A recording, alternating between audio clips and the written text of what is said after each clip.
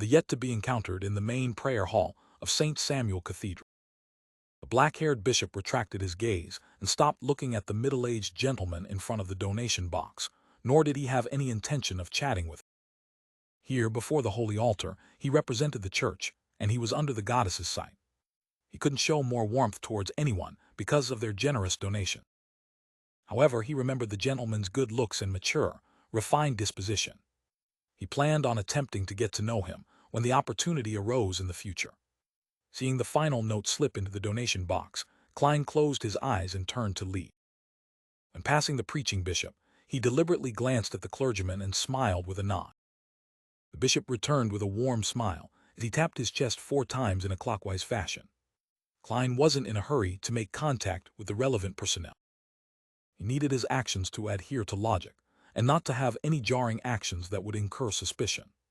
He silently and coolly turned to the side to give way to another devotee, and he made way down the aisle back to his seat. He then picked up his hat and cane before walking out of the cathedral. At that moment, with the preaching done, the devotees either went forward to the donation box to express their sincerity, or they got up to leave without feeling that there was anything wrong. After all, it wasn't compulsory. Even a devotee who passionately donated was unable to donate money every time. It usually depended on the family's exact situation, doing it once or twice every 1 to 2 weeks.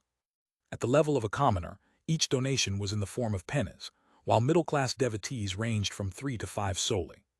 The wealthy and nobles used pounds, but they didn't exceed £100. This was under ordinary circumstances. During the Evernight Goddess's Holy Memorial Day every year, which was the Winter Gifts Day, the amount donated would increase several times. The commoners with a little bit more cash to spare would choose 2 to 3 solely, while the middle class donated around £5. As for the members of high society, they directly donated to the diocese bishop or church's charitable organizations, ranging from several £100s to a few £1,000s. Winter Gifts Day was the day in a year when the night was longest. It was believed to be the birthday of the Evernight Goddess. After leaving the cathedral, Klein stood at the square outside. He watched idly as pigeons flew up, circled around, and landed. He even bought some food from a nearby street hawker. He leisurely fed the pigeons, and he had no plans on flipping through the advertisements in the newspapers to find a suitable residence in Northborough, since it was the butler's mission. An excellent butler that had resided in Backland for many years had ought to know the different nobles and tycoons, as well as the best middle-class individuals who could provide their masters with help. He would know which streets to live in and from there, purposefully choose a resident. The interaction between neighbors was the first step for a newcomer to enter the relevant circle. Be it the Carlton Club where members of the Conservative Party gather, the Club of the Free of the New Party, or the various in-service and veteran clubs for the military, they also require a recommendation before any contact can be made. This is also the so-called club politics in the kingdom.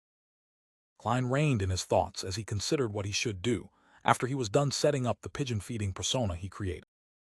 After careful consideration, he discovered that there was really nothing that needed his immediate attention. This was because his plans were stuck on the surface. Hence, he planned on enjoying an expensive and sumptuous lunch. This was an action Dwayne Dentes ought to have, and it was also a result of Klein's own curiosity. In the months when he was in Backland, he didn't manage to muster the courage to head to the most famous restaurants in the big city to broaden his horizon. He kept choosing one of the 4, his own dining hall, the buffet cafeteria of the Quelog Club, the ordinary restaurants by the streets, and Lawyer Jurgen's dining hall. Otherwise, he would head to East Borough and settle his breakfast and lunch in what seemed like a very oily coffee shop. Laborie Restaurant. Their head chef is said to be from Earl Hall's family. He has provided tycoons, successful lawyers, high-ranking government officials with usually hard-to-come-by flavors. Earl Hall had apparently invested in this restaurant and holds quite a major stake in it. This restaurant mainly serves local Backland cuisine. It's very famous for its desserts, but its price is horrendous in Tis S. Renzo restaurant. It serves the most authentic Indies cuisine. Many of the specialty dishes use Roselle's name, claiming that it originated from the Emperor's Palace dishes. Besides, it's not like most of the restaurants of the same class where they only offer a few main dishes every day. It has a wide variety. Klein recalled the information of the top restaurants he had read from the papers and magazines, and he finally decided on trying out the Emperor's palace dishes. He didn't stay any longer as he got on a horse carriage and headed for the Intis S. Wren's restaurant in Westboro. At the entrance, Klein handed his coat, hat, and cane to a red-vested waiter as he asked, "Are there still any available seats? I didn't make a reservation." "Yes, sir." The red-vested waiter didn't show any abnormal behavior as he humbly asked, "Sir, is this your first time here? Are you alone?" Klein nodded frankly and smiled. "Yes." "Then may I have the honor of introducing you to some of our most unique dishes and fine wine that our restaurant has to offer." As the waiter spoke, he led the guest in. "That's exactly what I need." Klein passed through the beautifully decorated door, and he saw walls that nearly reflected golden light. Instantly, he felt as though he was in a gold vault. Then he noticed oil paintings hung on the walls, marble statues that were placed at suitable locations, as well as golden objects that were embedded or adorned in different spots. "Please watch your step," the attendant warned him as he led Klein to a spot by the window. Violin music played in the background of the restaurant. The waiter brought him a food menu and a wine menu as he flipped it open and introduced, "These are our most famous dishes: red braised Taja beef short ribs, black truffle porcini mushrooms, Inti-styled foie gras." I would like to point out that our foie gras comes directly from the Bona's farm in Champagne province in the Intis kingdom. As Klein listened to the waiter's introduction, he browsed through the menu written in ancient Fasak as the prices caught his eye. After introducing the main dishes, starters, and desserts, the waiter began explaining how the wines should be matched. Finally, he said, "The champagne, red wine, and white wine we have all come from a famous brewery from Champagne province. We even have Almere red wine from 1330. Its price is £126. If you wish to purchase it, you can take it along with you or store it with us, drinking a cup every time you come." £126. I can already hire an excellent butler with that. Heh heh, Klein smiled with great grace. "Your dishes and wine are excellent. It's really difficult to choose." The red-vested waiter gave a hospitable smile. "You can choose the chef's recommendations for the day. It will be an authentic and delicious Intis meal, arranged by our main chef. There are 3 choices, £15, £10, and £8. "I don't want any of them." Klein leaned back slightly as he smiled. "TLL have the £15 set meal." "All right." The red-vested waiter took away the menus, and he walked towards the kitchen. Klein drew a breath and slowly exhaled as he casually observed the area before him. Suddenly, he saw a familiar figure. It was a lady wearing an olive-green dress. She was tall, with an excellent figure. She wore a black, out-of-fashion bonnet, with a fishnet veil hanging down and concealing her face. As a faceless, Klein had a strong ability to discern the external characteristics of humans. He immediately identified the lady. Queen Mystic, Emperor Rosel's eldest daughter, Bernadette Gustave. He wasn't in a rush to look away, as he naturally moved his gaze to the side. Bernadette didn't seem to notice anything abnormal as she disappeared around the stairwell. Why would she appear here? Right, this restaurant's specialty is Emperor Rosel's palace dishes. Heh, it's nothing like the Chinese cuisine I thought it would be. He probably doesn't know how to cook and at best is able to describe the concept. There are stir-fried dishes here, Could the owner behind the scenes actually be her? Why is she here in Backland instead of floating out at sea? Hasn't she found Hero Bandit Black Emperor? Klein sat down with a calm expression as questions arose in his mind. Meanwhile, on the streets, a carriage was driving towards the Intis S. Wren's restaurant. Sitting in the carriage was Aaron Series' family. This famous surgeon was a member of the Kellogg Club, a good friend of Sherlock Moriarty. He had once sought out the detective to handle Will Ossipton's matter. Ever since his wife became pregnant, he found his luck had become rather good. His business was improving by the day, and his income was rising by the month. He recently successfully completed Baron Cinders' surgery, and he received the commendation of this newly promoted noble. He was invited to the S. Renzo restaurant to have lunch with him. TT said that the ice cream is pretty good. Aaron smiled as he said to his wife. His wife was a black-haired beauty, and she was already obviously pregnant. She smiled demurely and said, "I'm more looking forward to Emperor Rosel's palace dishes." Aaron tersely acknowledged as he looked out the window. "We're almost there." Just as he said that, his wife held her tummy and frowned. "It hurts a little." Aaron, who wasn't a first-time father, immediately checked on her and didn't discover any problems, but his wife was feeling greater discomfort. The child in her womb seemed to be pulling a tantrum. "Jay, I think I won't go over there. I wish to return home to rest," Aaron's wife suggested. Aaron thought for a while and said, "Peel accompany you home." He immediately ordered his valet, "Get down here and head to the restaurant to apologize to Baron Cindras on my behalf." After the carriage began its return, the discomfort that Aaron's wife suffered was relieved. By the time she walked through the doorstep, everything was normal. She pointed at her tummy, exasperated. "TT appears like he doesn't want to eat ice cream."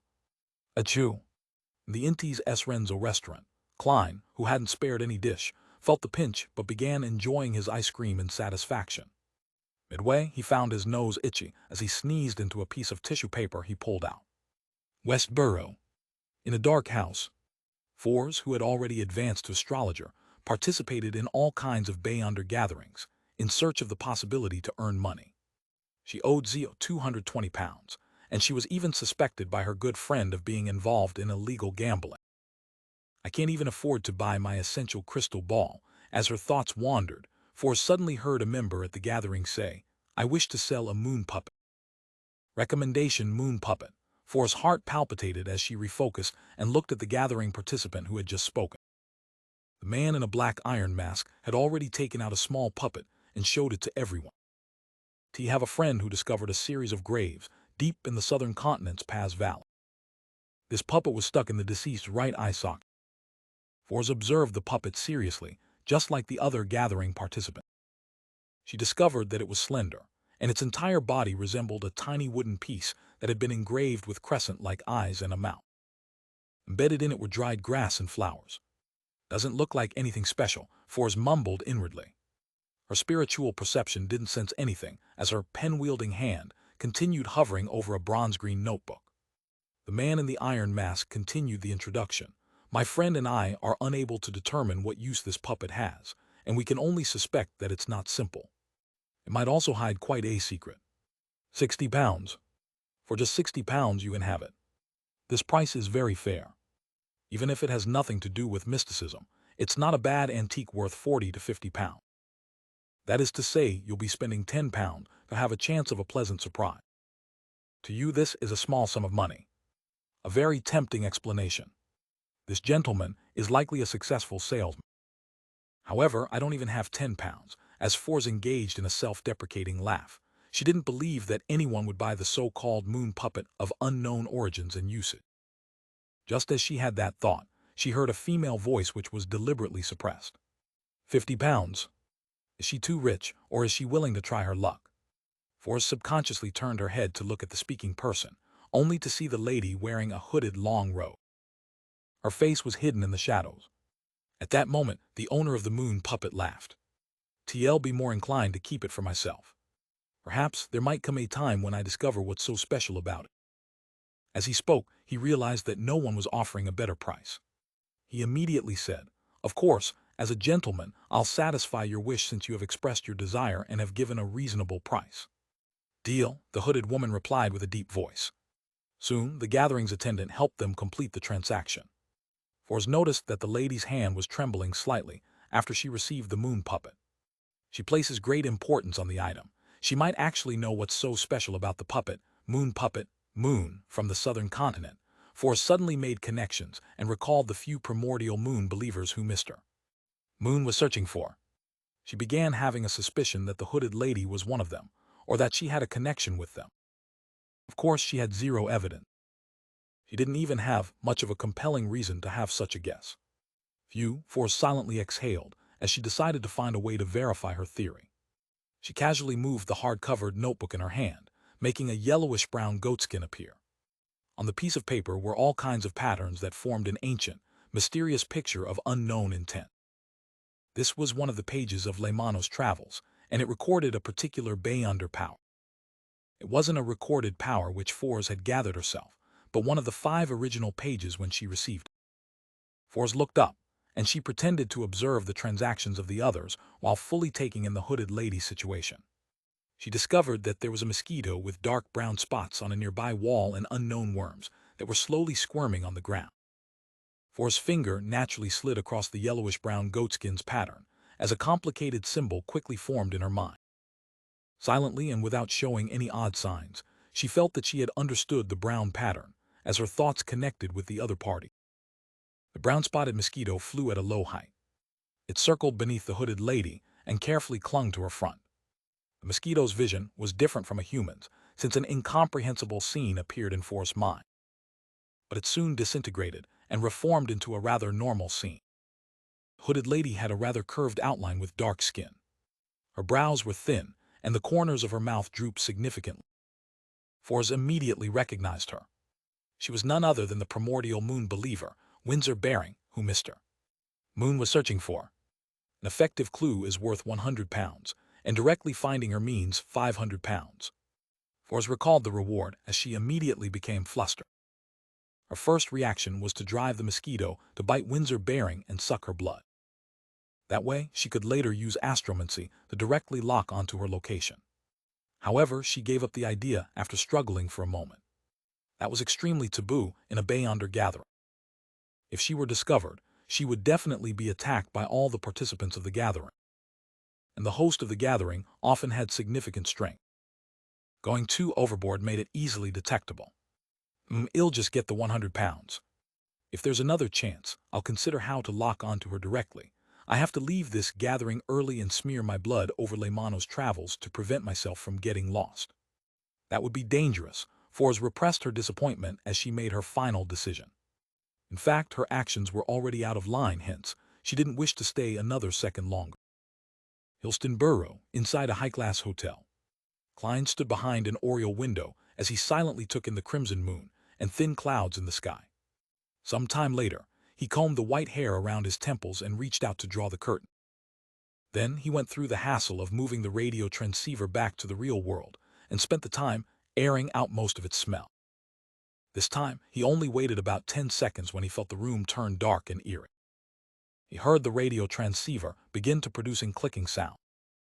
Klein approached and saw a piece of illusory paper spew out. On the paper were words composed of Lonese, "Great Master, please look right." Right, Klein turned his head in amusement and curiosity to his side. He saw a full-body mirror, which had already turned dark, as though it was smeared with a layer of ink. Just as a thought flashed in his mind, the full-body mirror lit up. Illusory fireworks began shooting inside the mirror as it burst and scattered down in a beautiful and dazzling display. Meanwhile, the full-body mirror produced a line of golden Lonese words. "Welcome back, Great Master." At that moment, although arrows didn't produce any sound, Klein had the baffling feeling that it was hysterically shouting. As the fireworks came to an end, the golden text distorted and formed a new line of text. "Great Master, your loyal and humble servant, Arrows, wishes to ask you how I might be of service to you." Klein was already very accustomed to this as he said in a practiced manner, "Answer my question." The golden line of text reformed again. "Thank you for your answer.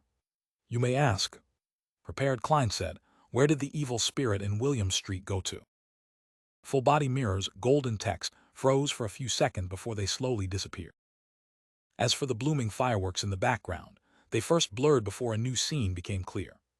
It was that of an abandoned chapel where withered vines crawled over its walls, and gray stones were strewn everywhere. Klein found it rather familiar. It was where he and Sharon had once conversed with the evil spirit. The scene drew close as Klein saw that, in a corner of the collapsed chapel, was a tiny pit that wasn't too deep. There were clear signs of it being dug up with one's finger. Miss Magician mentioned it before. As Klein's thoughts surfaced, the scene produced a cold voice that hid a smile. "TT's a pleasure working with you." As those words came out of the soil, the scene immediately turned distorted like a water surface being stirred before the scene completely shattered. "Pleasure working with you." Who did the evil spirit speak to? To make an angel from the hunter pathway use such a tone, the person opposite it mustn't be someone of a lower level. That person might even be an angel. However, why would he use his hands to dig? He should have a much easier method that didn't waste that much time. The angel is also restricted in a certain sense. Just like that grandpa in Leonard's body. Right, Leonard was in Backland back then. This is a clue, but there are other possibilities. Something at the level of an angel doesn't equate to being an angel. The evil spirit controlled Baronet Pound to contact someone. From the looks of it, The Intis and Facex spies were just a smokescreen that was deliberately set up by the evil spirit. As expected of a conspirer, thoughts ran through Klein's mind as he said to Arrows, "Second question, I have 3 butlers to choose from. Who do you think is the most suitable?" Golden Loney's words appeared one after another. "If you choose Rabak and Walter, there might be an additional development. Asnia is the most professional, but he's also the most ordinary. The 2 who were formerly under the service of Duke Negan and Viscount Conrad do allow for additional development." Klein nodded in thought. "TT's your turn to ask." At this moment, a bunch of golden text appeared. "Great Master, what do you make of me being your butler? As long as you bring me out of the Church of Steam, I can become the best butler in the world." T4. Klein hesitated for a second as he replied, mincing his words, "It's not suitable at the moment." The golden text in the full-body mirror darkened instantly before it lit up again, reforming the words, "All right. Your loyal and humble servant, Arrows, will patiently await the day." Immediately following that, the full-body mirror produced a complicated picture with some footnotes. This is a rune formed with the corresponding symbol and magical label. "Great Master, as long as you are in Backland, writing it on some paper is equivalent to summoning me." A mixture of secrecy and mystery prying symbols, Klein identified the rune and said, "Okay." 9 a.m. Hillston Borough, inside a high-class hotel. Klein picked up a bottle of exquisitely packaged white wine as he handed it over to the elder opposite him. "Mr. Asnia, thank you for coming. This is a gift of mine. Please accept it. At the latest, I'll make my decision by tomorrow. When the time comes, I might come and visit you in person." He was using such a euphemistic manner to inform the man that he had failed to be selected.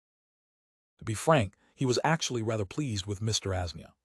He perfectly met his image of a butler, stern, well-mannered, professional, a high level of mental understanding, and is good at handling all kinds of thorny issues. As the oldest candidate who lived the furthest away, he had arrived half an hour ahead of time.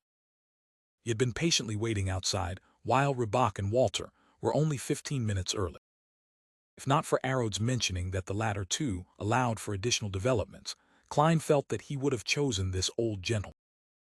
After all, his main goal was to use the butler's social connections to more easily enter high society, so as to make contact with the corresponding targets.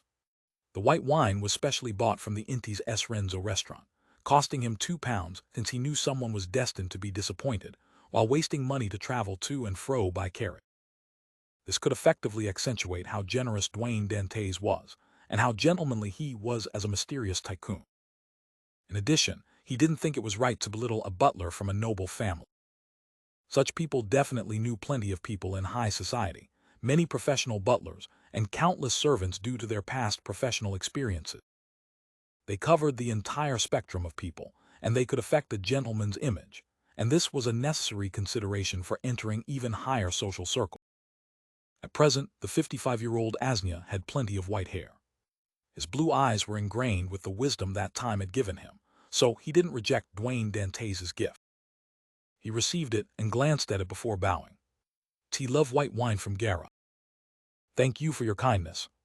Your grace is admirable." "Garud?" "Yes, the waiter yesterday mentioned that it's a brewery in Inti, Champagne province. It's well known for producing high-end grape wine. Some of the wine of certain vintage years are considered top-notch. A butler knows more about wine than me." "That's right." Mr. Asnia had mentioned that wine cellars are directly under the charge of the butler, or a butler assistant among nobles and the rich. "Does this mean that I need to have a wine cellar in the future? Wine costing £2 is at the bottom of the totem pole, while even Aumere red wine from 1330, which costs £126, isn't even considered the best. How much would such a wine cellar cost?" As he thought it over, Klein felt heavy in the chest. He began to suspect that the £2,888 he had set aside from the gold coins weren't going to last long.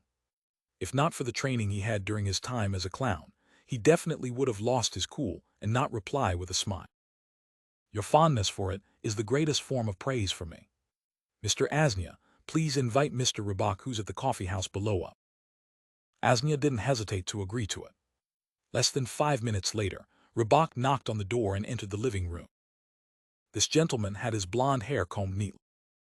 The edges of his eyes and mouth had some wrinkles which weren't too distinct. He had a ruddy complexion and a masculine bearing. It was obvious that he was a butler who could accompany his master hunting or even fend off enemies. After exchanging greetings, Klein invited him in to take a seat while smiling. He went directly to the point. "Forgive me for being honest. I don't understand why you would become the butler of Baron Sindrid. Your father was the assistant butler to the Negan family, and your grandfather was the land steward of the same family.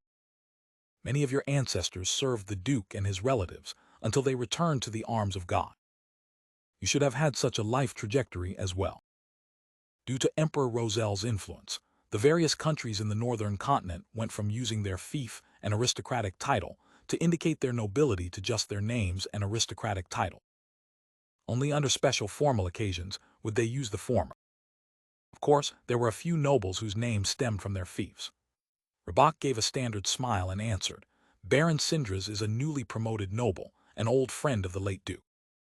Therefore, I was sent to his family to help him and his family get accustomed to noble life and grasp the corresponding etiquettes. The late Duke he was talking about was the present Duke Negan's father, the Palace Negan who had been assassinated the previous year." "Then, why did you leave the Baron's family later?" Klein deliberated and asked.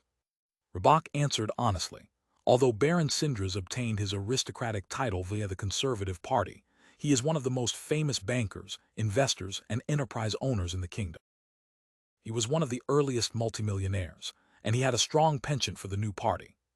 He was willing to provide a certain degree of support to them, creating friction between him and the Conservative Party nobles, including the younger Duke. Therefore, to prevent the Baron from being put in a difficult position, I offered to leave. He actually tried to keep me, and he was an excellent employer." Klein nodded and asked, "You believe in the Lord of Storms?" Rabak seriously replied, "Yes, the Lord gives us courage, zeal, and a sense of responsibility." Klein asked a few more matters about butlers and received a detailed response. Then he said with a smile, "Might I trouble you to invite Mr. Walter, who's at the coffee house, up? After I'm done chatting with him, I'll make the decision. You can wait in the coffee house for about 10 minutes. "All right." Rabak didn't harp on the matter and immediately got up to bow. After bidding farewell, he left in a manner that exuded the air of a military man. As he watched him leave and close the door, Klein sat back down, picked up his black tea and took a sip. He muttered silently, "If I were to choose him, he'll likely establish certain connections with the present Duke Negan and the Conservative Party. The additional development might include the situation before the assassination. Before long, Walter arrived and entered after knocking on the door. Klein first exchanged some pleasantries before asking, "What conflict did you have with Viscount Conrad's butler? You should understand that I need to understand the situation.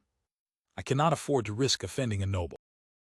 Walter had a broad forehead with raven black hair and brown stern eyes, but he wasn't a person who appeared taciturn. He thought for a few seconds and said, "As a butler assistant, I was responsible for the Viscount's children. During this process, due to certain matters, I was appreciated by a particular important figure. As such, I won the recognition of the Viscount, which made the butler wary against me. Later, that important figure passed away due to an accident, and as a result, the Viscount's attitude towards me changed. The butler treated me even worse, making me believe that it was pointless waiting for things to improve. In charge of the Viscount's children, and he got to know an important figure whom Talim also got to know Prince Edisac from teaching Viscount Conrad's youngest son. And the prince passed away a few months ago because of the great smog of Backland. This matches Walter's explanation. From the looks of it, this butler was one of the peripheral victims of that matter. He's rather cautious and professional. He didn't expose his former employer's negatives or reveal the matter about the prince, nor did he speak ill of the Viscount's butler. If I select him, the additional development is something to look forward to." Klein listened silently as he made some connection. He then switched to asking some professional questions, expressing his desire to enter high society. After receiving a satisfactory answer, he straightened his clothes, got up and smiled. "Let me introduce myself again. I'll be your employer, Dwayne Dentes." Walter immediately bowed and said, "Sir, how may I be of service?" He kept maintaining a stern, old-fashioned, and unperturbed demeanor, as though these were the professional traits of a butler. "Two matters," Klein replied with a chuckle.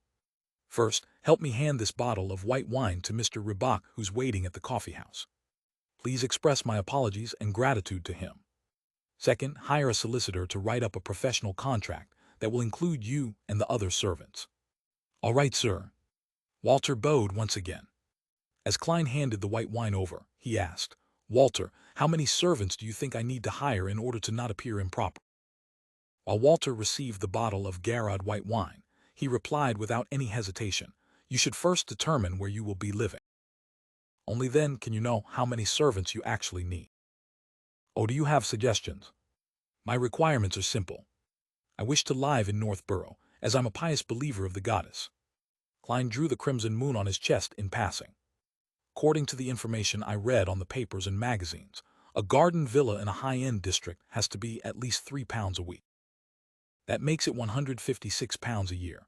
Although there are no direct numbers, I can infer that the suburb's best garden villas cost about £2 a week. A high-end apartment with a few rooms and halls would cost about the same. It's been mentioned that that's relatively extravagant, a place where only the richest of the middle class can afford to rent. Yes, from that, I can preliminary estimate the rent of a tycoon's house. It's expensive just thinking about it. Back in Tingen, Benson, Melissa, and I spent 13 solely a week on a gardenless terrace house. There was an additional 5 pence for the use of furniture. In the house I lived in Minsk Street, it didn't even reach £1 size, so be it, even if it's £3. I have £2,888. It shouldn't be a problem renting a slightly better one, no problem at all. While awaiting Walter's answer, Klein silently recalled the information regarding rental costs. He began calculating how much he needed to pay every week and every year. Walter considered it for 2 seconds before replying in a serious manner, Sir, you can choose 32 Bachland Street. It's close to St. Samuel Cathedral, and it's a 3-story manor with more than 10 rooms. It comes with a stable, a servant's quarters, and a rather large garden. Living nearby are baronets, House of Commons members of Parliament, and senior lawyers. The interior design is especially tasteful. There are plenty of famous paintings and antiques. All the furniture and wares are enough to accentuate your identity. You can rent it for a year first. If you find it satisfactory, you can consider buying it entirely. Sounds pretty good, Klein asked with a smile. How much is it to rent for a year? Walter sternly and skillfully reported the number, including the use of furniture, £1,260 a year. Klein was glad that he wasn't drinking any tea, or else he would have spewed it all across his butler's face.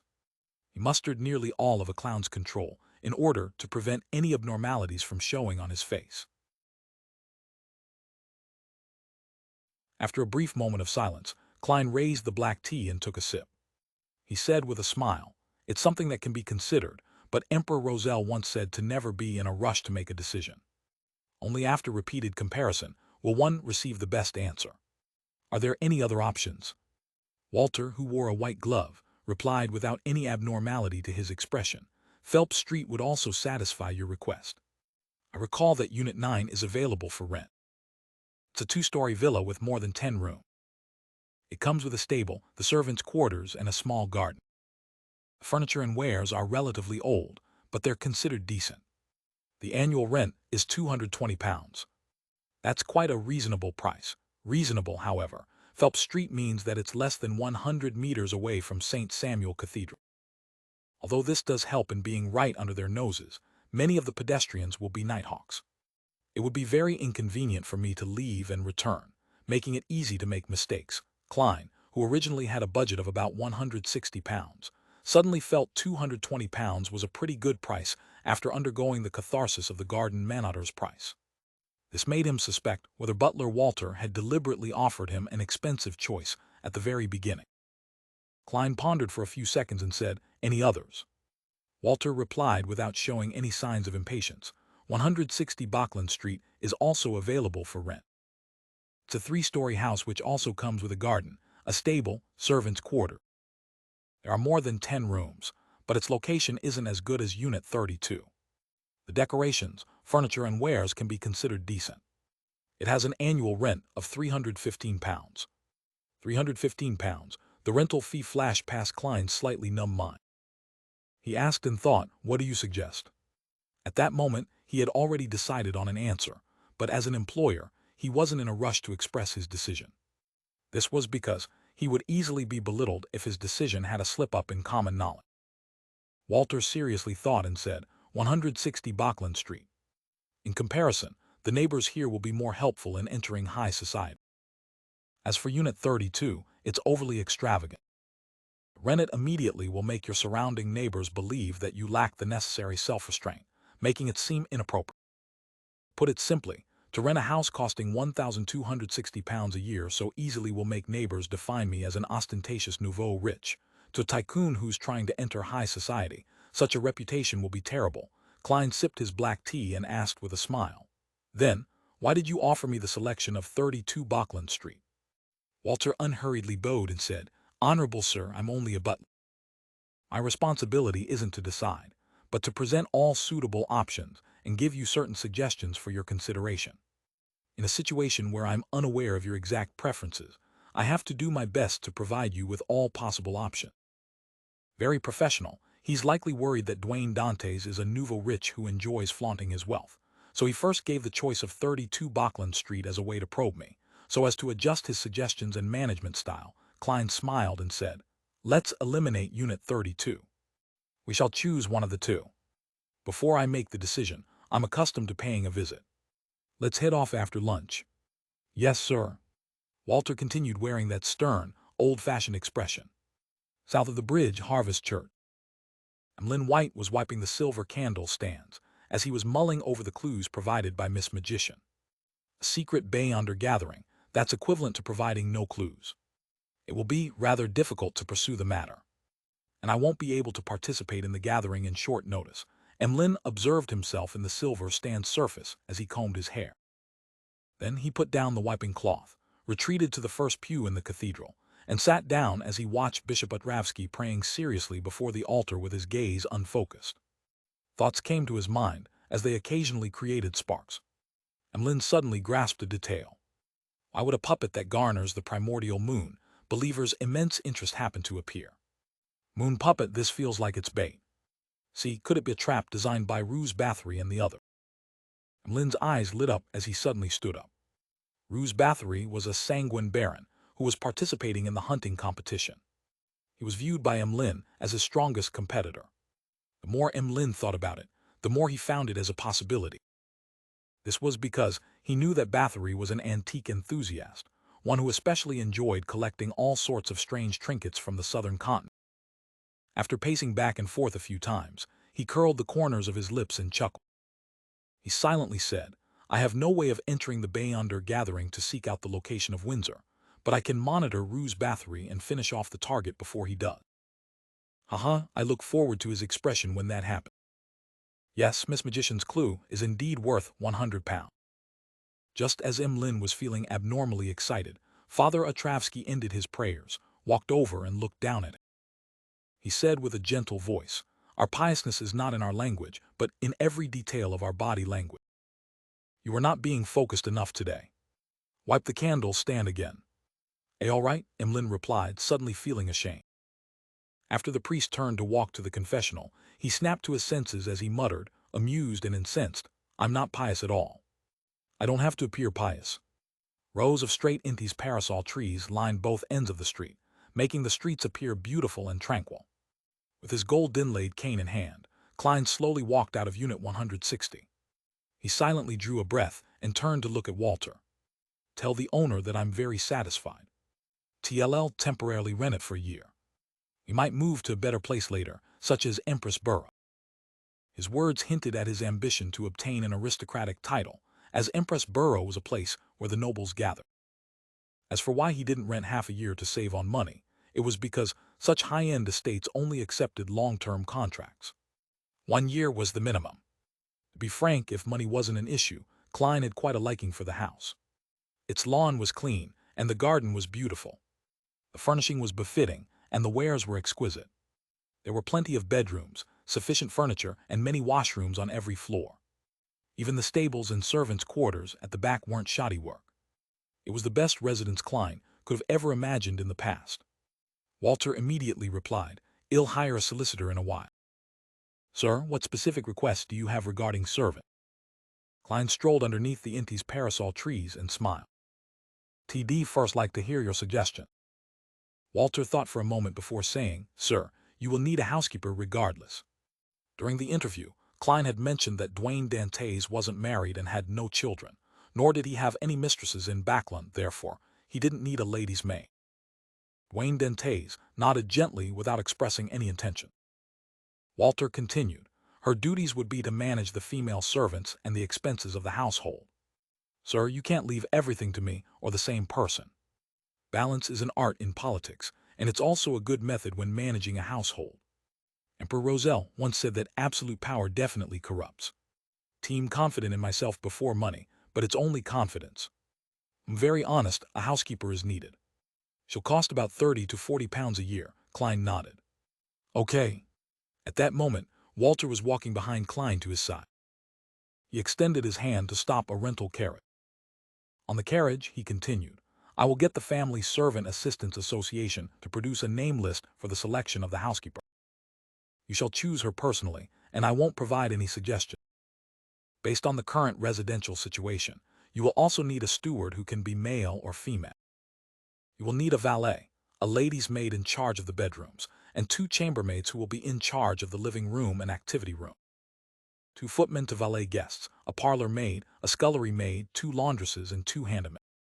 Apart from those, you will need a cook, 2 gardeners, 2 coachmen or 1 coachman and an assistant coachman. If necessary, you can have an additional attendant, a steward's boy, a nursery governess, and a second cook. You currently do not have any carriages, but you'll definitely have 2 in the future. A 4-wheeled carriage costs about 300 pounds. A 2-wheeled one costs about 100 pounds. As he listened to his butler introduce the required servants in detail, Klein's mind went numb. He didn't wish to do the accounts on how much he needed to spend.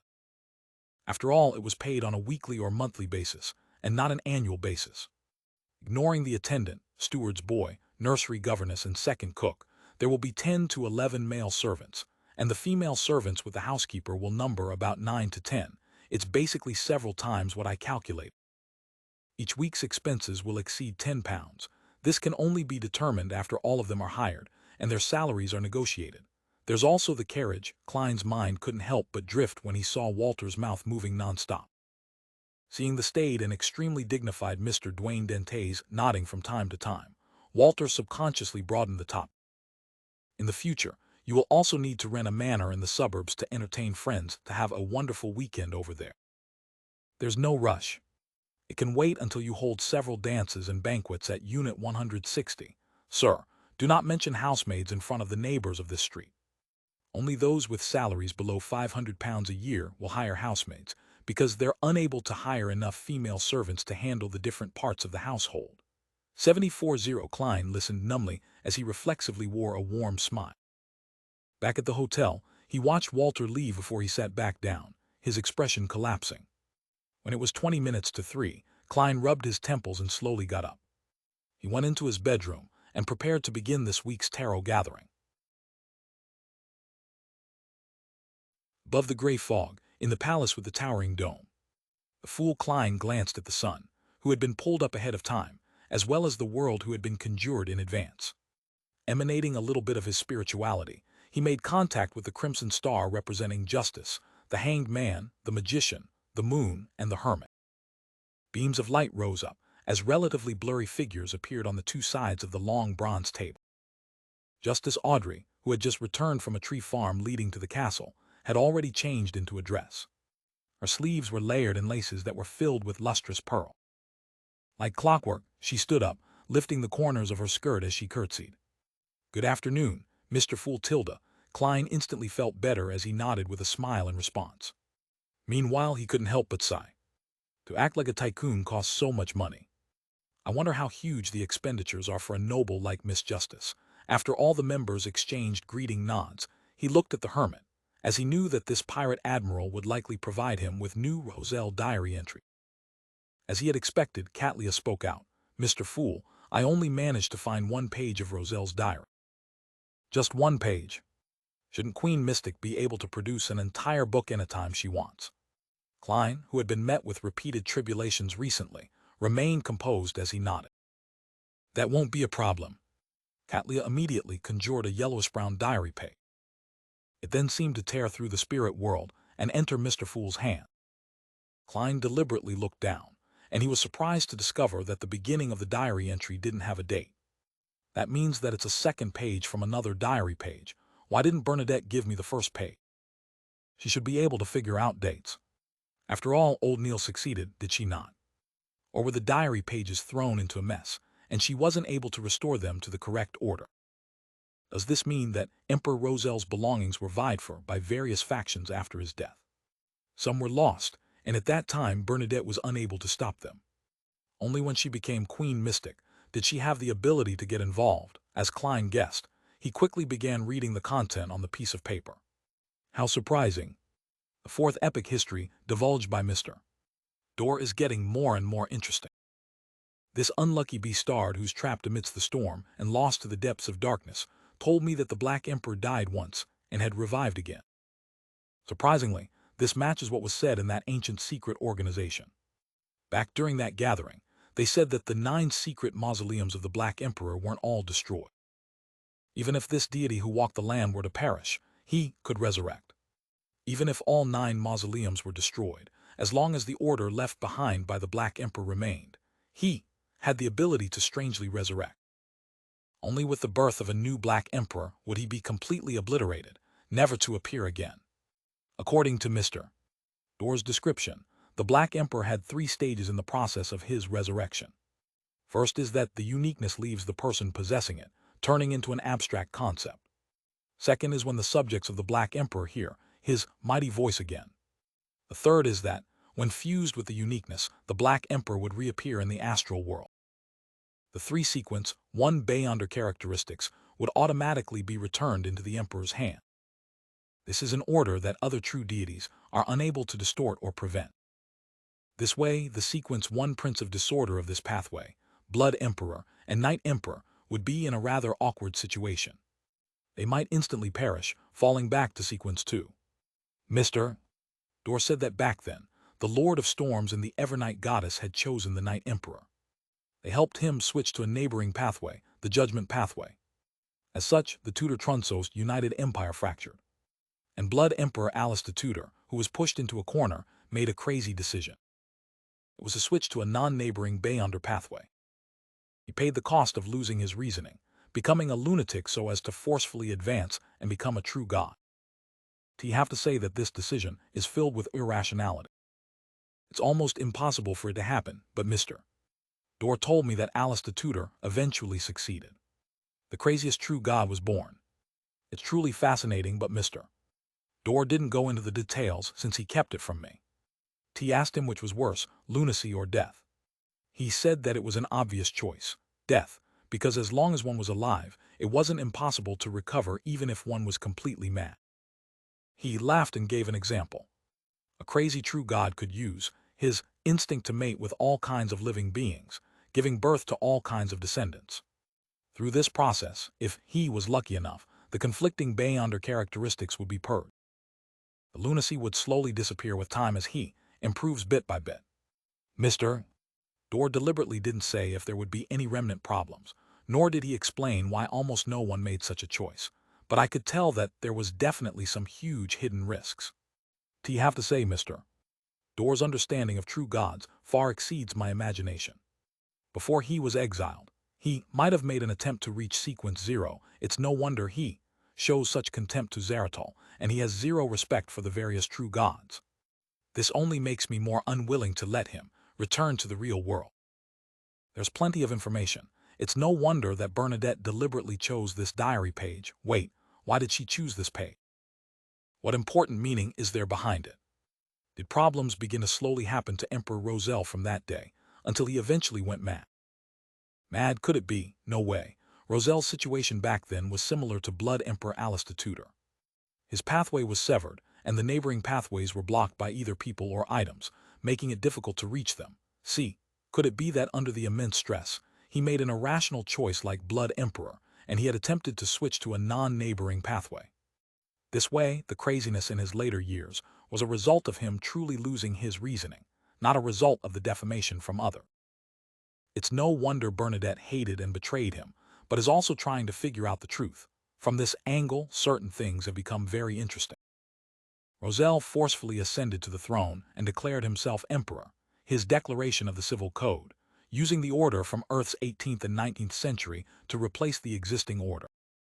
He wantonly spread his speeches and promoted his sense of aesthetics. Heh heh, I really belittled this senior of mine.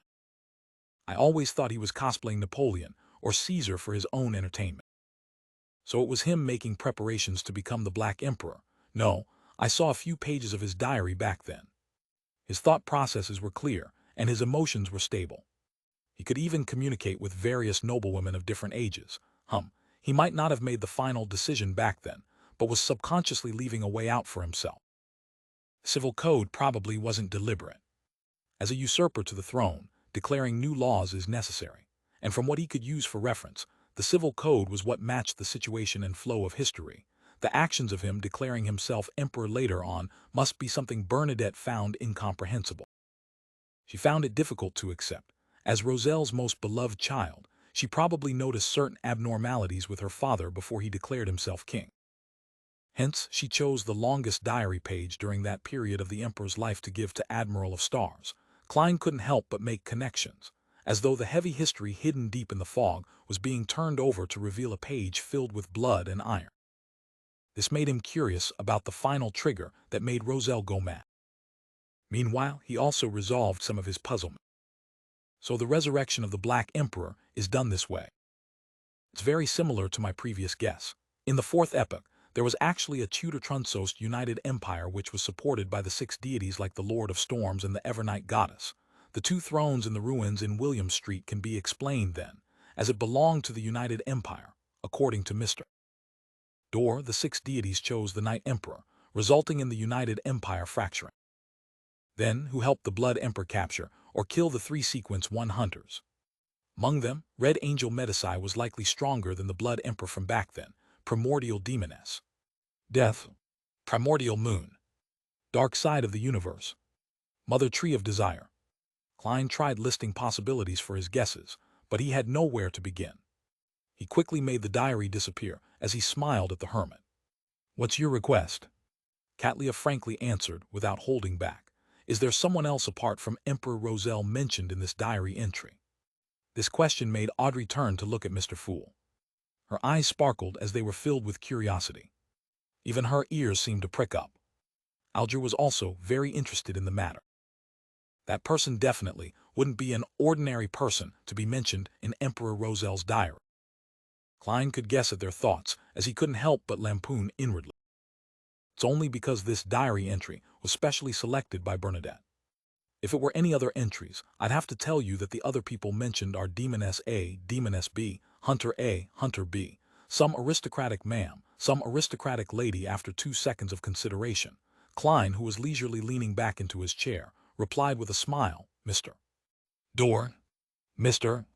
Dorr. To be addressed by Mr. Fool in such a manner, it must be an existence that's close to a god, right? Audrey figured out Mr. Dorr's status from the tone and words used as she obtained an affirmative answer. Catlia and company also had similar ideas, but no one knew who Mr. Dorr was. They looked at each other only to be met with the shaking of heads. Seeing Fours and the other members have a uniform reaction, Klein deliberately looked at the lady and chuckled. You shouldn't be a stranger towards him. Fours wore a confounded look. He didn't feel like she knew a so-called Mr. Dorr. This person seemed to be of a very high level. I'm no stranger to Mr. Dorr. Apart from Mr. Fool, the only one I'm no stranger to will be the 7 deity. Furthermore, I've only been to the cathedral of the god of steam and machinery. As Fours was feeling puzzled, she quickly recalled which high-level existence she could have made contact.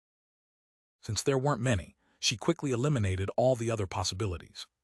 Her eyes lit up as she made the connection with the contents of what Mr. Fool had originally said to her. She looked at the end of the bronze table that was enveloped in gray fog. Her voice trembled as she asked, Is he the one who created those ravings during the full moon? Klein chuckled with a nod. That's right.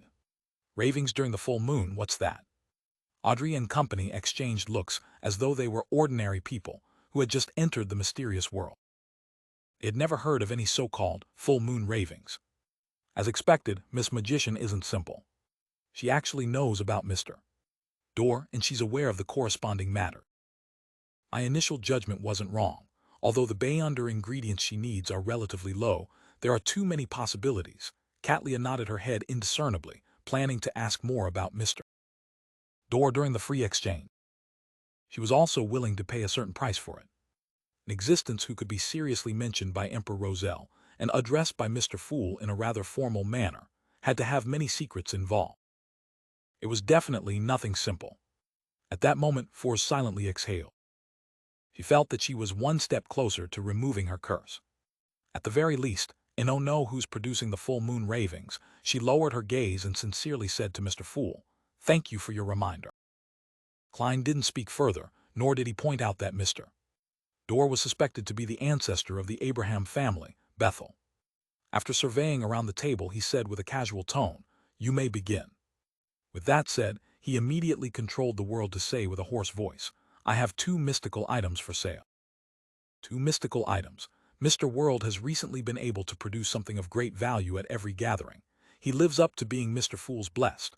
Audrey poignantly sighed in amazement as she cast her eyes towards the other end of the long bronze table. Clearly, she was looking forward to the world's explanation of the powers of the item. Alger was tempted, as he knew that the mystical items the world sold were definitely up to mark. However, thinking back to his lack of savings, with the secret to the primitive island already given to him, all he could do was silently sigh, feeling depressed. He still had 5 hours before arriving at Pasu Island, and he was yearning to immediately fly over and complete his report. Then he could leave the area, find an omnibus to advance to Ocean Songster. Once he did that, he could explore that primitive island with the world, obtaining the relevant rewards, so as to ease his financial situation. As for Derek, Emlyn, and Fours, although they were somewhat curious about the mystical item, they lacked the desire to actually purchase it. One of them could submit an application to the 6-member council to select one mystical item which the City of Silver had for becoming A Sequence 6. The other wished to receive the rewards from the hunting competition, and he wasn't certain what the rewards would be. Therefore, blindly purchasing items made it easy for redundancy and wastage to happen. Furthermore, he only had the 2,000 to 3,000 pounds needed for the reward for clues. As for the last one, she didn't even have the money to purchase it. Katlia looked at Jam and Sparrow with piqued interest as she considered the possible origins of the mystical item. If it was suitable, without clashing with the 2 mystical items she had, she didn't mind buying it. Seeing how the 2 major clients appeared interested, the world gave a deep chortle. One of them is Scales of Luck. It's what I named it. As he spoke, he requested Mr. Fool to conjure the silver necklace that had an ancient coin dangling from it. After introducing its mystical effects and negative effects, he glanced at Audrey and specially gave a warning. I suggest that Bayunders lacking in combat strength don't purchase it. Although it can allow one to avoid a fatal blow, the subsequent backlash is equally dangerous. One needs to have sufficient combat strength and sharp reactions to have a chance of surviving the backlash. Thinking back to how she took on more of a support role, one that leaned towards control and influence, as well as her lack of combat experience, Audrey nodded with slight disappointment. It was an indication that Mr. World was right. Mr. World is pretty nice to me and the Tarot Club members. He's willing to give such a warning. This would have prevented him from selling it. Audrey adjusted her understanding of the world. The hermit found the description extremely familiar. She had apparently heard of the effects of the Scales of Luck. Scenes quickly flashed through her mind, before finally being fixed onto a few particular scenes. Katlia's eyes constricted as she blurted out in surprise, "Center. It's likely Admiral of Blood Center's necklace. It looks similar, and the effects are identical. Where did Jam and Sparrow obtain it? What did he do this time? Did I miss some important news over the past few days, while the future was out at sea?" Katlia instinctively suspected that the world had stirred up something massive again. Klein thought about it and controlled the world to laugh deeply. He's already dead. He wasn't against letting Miss Justice and company realize that Jam and Sparrow was equivalent to the world. After all, there were already 2 people who knew, and he didn't plan on using this identity frequently in the future. A powerful member who often took action made the rest of the Tarot Club feel a greater sense of belonging. He's already dead. Jam and Center killed Center. In the previous battle, I only held a slight advantage over him. Katlia discovered that she was increasingly unsure of the world's strength. Although Admiral of Blood's bounty was higher than hers, it was mainly because he did more evil deeds. In terms of her strength in mystical items, Katlia was slightly stronger. It wasn't as if she had never had any conflict with Senna. She had held the advantage several times, but she had failed to mortally wound him. As for Jam Sparrow, she believed that he was inferior to her when they met on the future. It was even unlikely to defeat Vice Admiral Ailment Tracy in her optimum state. Only when this crazy adventurer completed his advancement and hunted Slaughterer Kerches did she determine that he truly had the strength of a pirate admiral and was someone at her level. However, a week had just passed, and Jam Sparrow had completed another hunt. He had finished off Admiral of Blood Center, who was one of the top 3 pirate admirals. Katlia knew that she herself was incapable of doing so. He's dead. Admiral of Blood Center is dead. Jam Sparrow did it. He's killing one sequence 5 a week. Furthermore, each one of them is stronger than the last, even if he's Mr. Fool's blessed. Isn't such strength too ridiculous? Especially when he hasn't become a demigod. Was it done with the help of the other blessed? The church should have the relevant records, but at my present position, I won't be able to read them. Alger was secretly alarmed as he automatically began to consider a reasonable explanation. Audrey was still in her family castle in Eastchester County. All she read was a few newspapers and magazines that involved the entire nation, so she wasn't aware of what happened at sea. However, from Ma'am Hermit's tone and words, she could tell that Mr. World had done something incredible again. Senator Mr. Hanged Man had apparently mentioned it before. It's Admiral of Blood's name.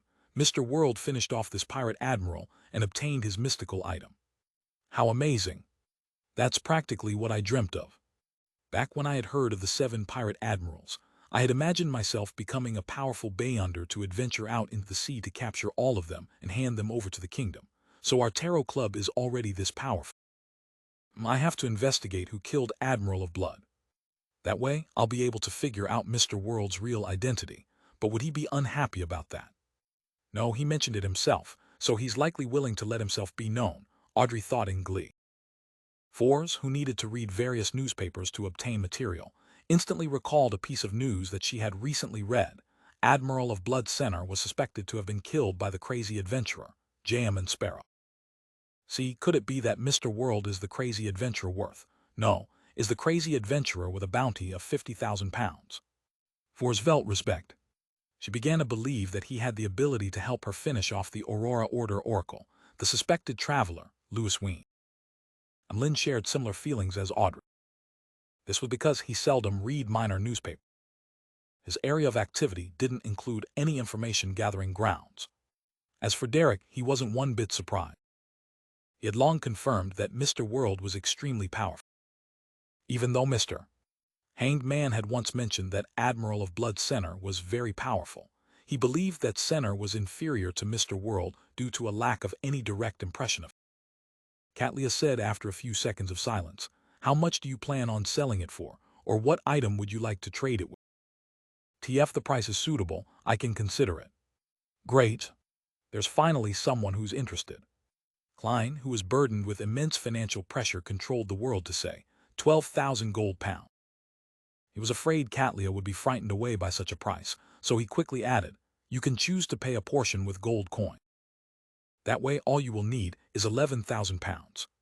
Klein believed that Admiral of Stars, who had plundered gold-carrying ships from various nations, definitely had some gold reserve.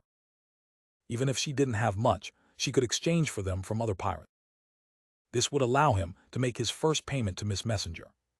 As for fishing up sunken ships, due to the existence of the Church of Storms, Klein believed that any easily discoverable ships would have long been found by the irascible Storm Bros. Sea King isn't weaker than Sea God, and there had to be a handful of people at the level of Sea King inside the Church of Storm. Katlia did a silent calculation and said, 4,000 pounds worth of gold coins and 6,500 pounds in cash. We can close the deal if you are agreeable. The money wasn't easy to raise, even for her, but she had the Moses ascetic order backing her. Spending about 10,000 pounds to obtain the Scales of Luck was something that no secret organization would object to. As expected of a pirate admiral, unfortunately, I have to avoid the Rose school of thought, and I can't clean out Admiral of Blood's ship. Klein made the world carefully consider it before saying, "Deal." When he finally, at the instant that they reached a deal, Klein heaved a sigh of relief. He felt the pressure on him significantly decrease. Although Miss Messenger had said that the 10,000 loan gold coins could be paid in installments, and she hadn't specified when it would begin, Klein didn't wish to drag out payment for too long, afraid that he would incur the wrath of Rionette Tinker. After all, she was a spirit world creature at the demigod level. If she really ended up mad, she had the means to make things difficult for her employer, even if she was restricted by the contract. Besides, the cost of acting as a tycoon is just too high. The salary of 20-plus servants and the corresponding costs is only just a tiny portion. There's still the carriage, horses, wine, gifts for neighbors, banquets, and investments to conceal my status, each of them more expensive than the last. If I don't save up enough cash, I'm afraid I'll go bankrupt and be unable to continue. Sigh. £6,500 with the cash I already have should be able to last until I confirm my target right. No, the experiences from the past 2 days have proven to me that I should never use my own understanding to imagine a tycoon's life. I probably still need another £5,000 to £6,000 to barely maintain it. Klein wished to raise his hand to rub his temples, but he ultimately held back. He soothed his mind and made the world look around again before saying with a hoarse laugh, "The second item is biological poison bottle." He used a relatively succinct description to describe the conjured brownish translucent bottle. He emphasized the few poisonous traits it had, how long it took, how to prevent the effects ahead of time, and any negative effects it gave while carrying it. Audrey felt a chill down her spine as she felt a little embarrassed. She felt the former because of the terrifying poison that made one rip off their skin and flesh, while the latter was a result of the strange aphrodisiac effects it had on a wide area. This is truly a crazy mystical item. It's the type that needs to be prepared ahead of time to show its full effects. It's quite useless against an ordinary spectator, because observation and reading minds can help the low-sequence beyonders of this pathway detect the danger ahead of time and make the necessary actions. However, there's no need for me to do so. If I were to detect danger ahead of time, I can directly cry out for my guards. Besides, I don't like such effects. It will easily harm myself. Audrey, you're already a mature and rational Bayon. You can't buy everything you see. Audrey seriously considered it for a few seconds before giving up on asking the price. Seeing Miss Justice not ask for the price, Klein couldn't help but let the world add £5,200. Audrey bit down on her inner lips as she politely shook her head. I wish to obtain a mystical item that's more offensive in nature. Spectator was a pathway that lacked any direct attacks in the early stages, one that was only effective at affecting or controlling their targets. £5,200. Alger Fours and Emlyn repeated the price softly in unison before they shirked all thoughts about it. £5,200. Catlia suddenly seemed to recall something as she paused obviously. She then quickly added, "It's not necessary for me." Ma'am Hermit seems to be afraid of something. Audrey acutely read her emotion. For a split second, Catlia felt that the biological poison bottle had a lot of synergy with poison expert Frank Lee. Furthermore, their powers didn't overlap too significantly, and they even complemented one another. She was wondering if she should purchase it for her first mate since he had saved up quite a bit of money, but considering how Frank Lee might come up with terrifying experiments after obtaining the biological poison bottle, she trembled and gave up on the idea. She didn't wish to see the deck of the future produce the children of the crew, the kind that move. After the gathering is over, I'll write to Miss Sharon and tell her that Admiral of Blood's necklace has been sold. All that's left is the biological poison bottle. Klein hid his disappointment, and after some thought made the world speak. I have a book of secrets. It's a book on mysticism, left behind by the southern continent's shaman King Clarman. It's suitable for mid-sequence Beyonders who have pretty good foundation. The price is £1,000. Knowledge is money. Having undergone the teachings of Mr. Fool, Mr. Hanged Man and the other members of the Psychology Alchemists, Audrey was tempted. She now had an extremely solid foundation in mysticism, and she had a desire to improve further.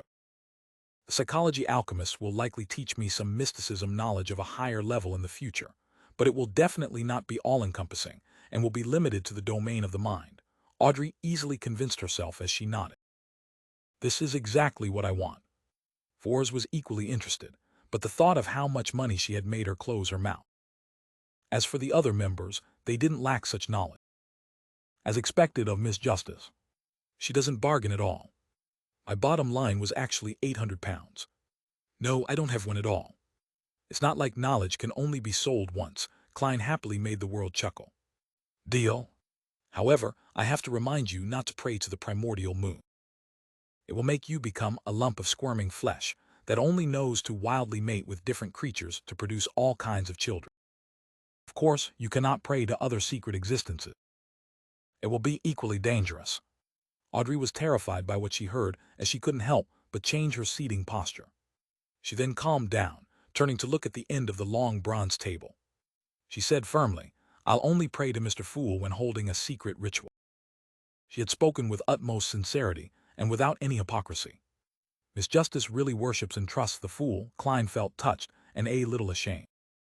This was because the sea god Scepter's domain didn't overlap with the primordial moon. He was unable to provide an effective response in certain rituals. All he could do was attempt to use some of the powers of the mysterious space above the gray fog as feedback. Following that, as the Fool, he expressed his attitude on the matter, very good. Meanwhile, having achieved his goal, he made the world say, "I have an interrogator Beyonder characteristic here for just 1,200 pounds. How many items does he have?" Fours was dumbfounded. Considering how Zia was still lacking in money and lacked the corresponding formula, all she could do was retract her gaze and pretend as though she hadn't heard him. As for the interrogator Beyonder characteristic, which was in the hands of Mr. Fool's subordinate, she didn't believe that he would keep it that long for her. Seeing no one respond, the world coughed and said, "I'm done." Just as he said that, Alger, who had been waiting all this time, looked at Katlia and said, "I wish to know where Obninsk sea monsters that do not belong to the Church of Storms are." Obninsk sea monsters that don't belong to the Church of Storm. The hanged man really isn't a member of the Church of Storms. Katlia frowned a little before easing them. "TL help you ask? We'll talk about the price when I have actual clues." "All right." Alger silently sighed. A few seconds prevailed before Emlyn said to Fours, "I'll pay you the 100 pounds for the clue today." "Thank you," Fours said without a delightful expression. Mr. World's transactions were all in the thousands or more. It made her feel a little numb to such a pittance. Emlyn then looked towards Derek. "The crystallized roots of the Tree of Elders and supplementary ingredients you need have been acquired. Hand me the list of resources and monsters around the City of Silver, and I'll choose a few items of equal value. Oh, they cost me a total of 2,000 pounds. Adding my payment of 200 pounds, it will be a total of 2,200 pounds. Emlyn only wished to obtain things that he could quickly sell, otherwise, he wouldn't have much money. "All right. Thank you, Mr. Moon." Derek was delighted, for he suddenly felt that Mr. Moon wasn't that irritating after all. He quickly conjured the corresponding list and handed it over to Emlyn. Emlyn casually flipped through the piece of paper and suddenly felt that it wasn't right.